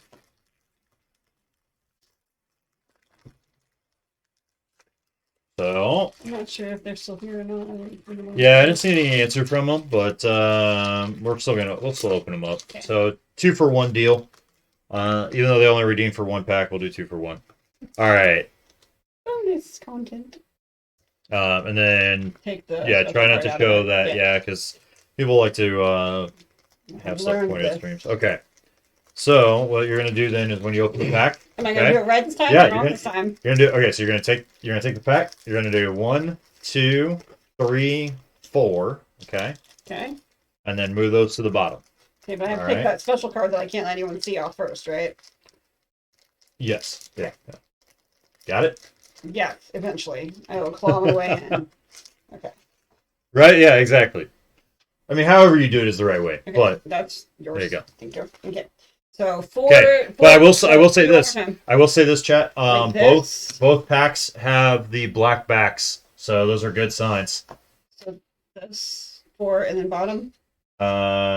Yep. Like so just like that? yeah, just So, like that. okay. There you go. So now when you flip it over, you should see an energy card. you Okay. go. I did okay. I did okay. Okay. Yep. Okay. So here, let's see. Can we do? You might be able to fit right underneath the screen. Can you see it? There you go. All right. So then all you're gonna do is just move one at a time. So then there you go. I forgot it was delayed, so I Yep, was so like, no, you- I don't see myself. There you go.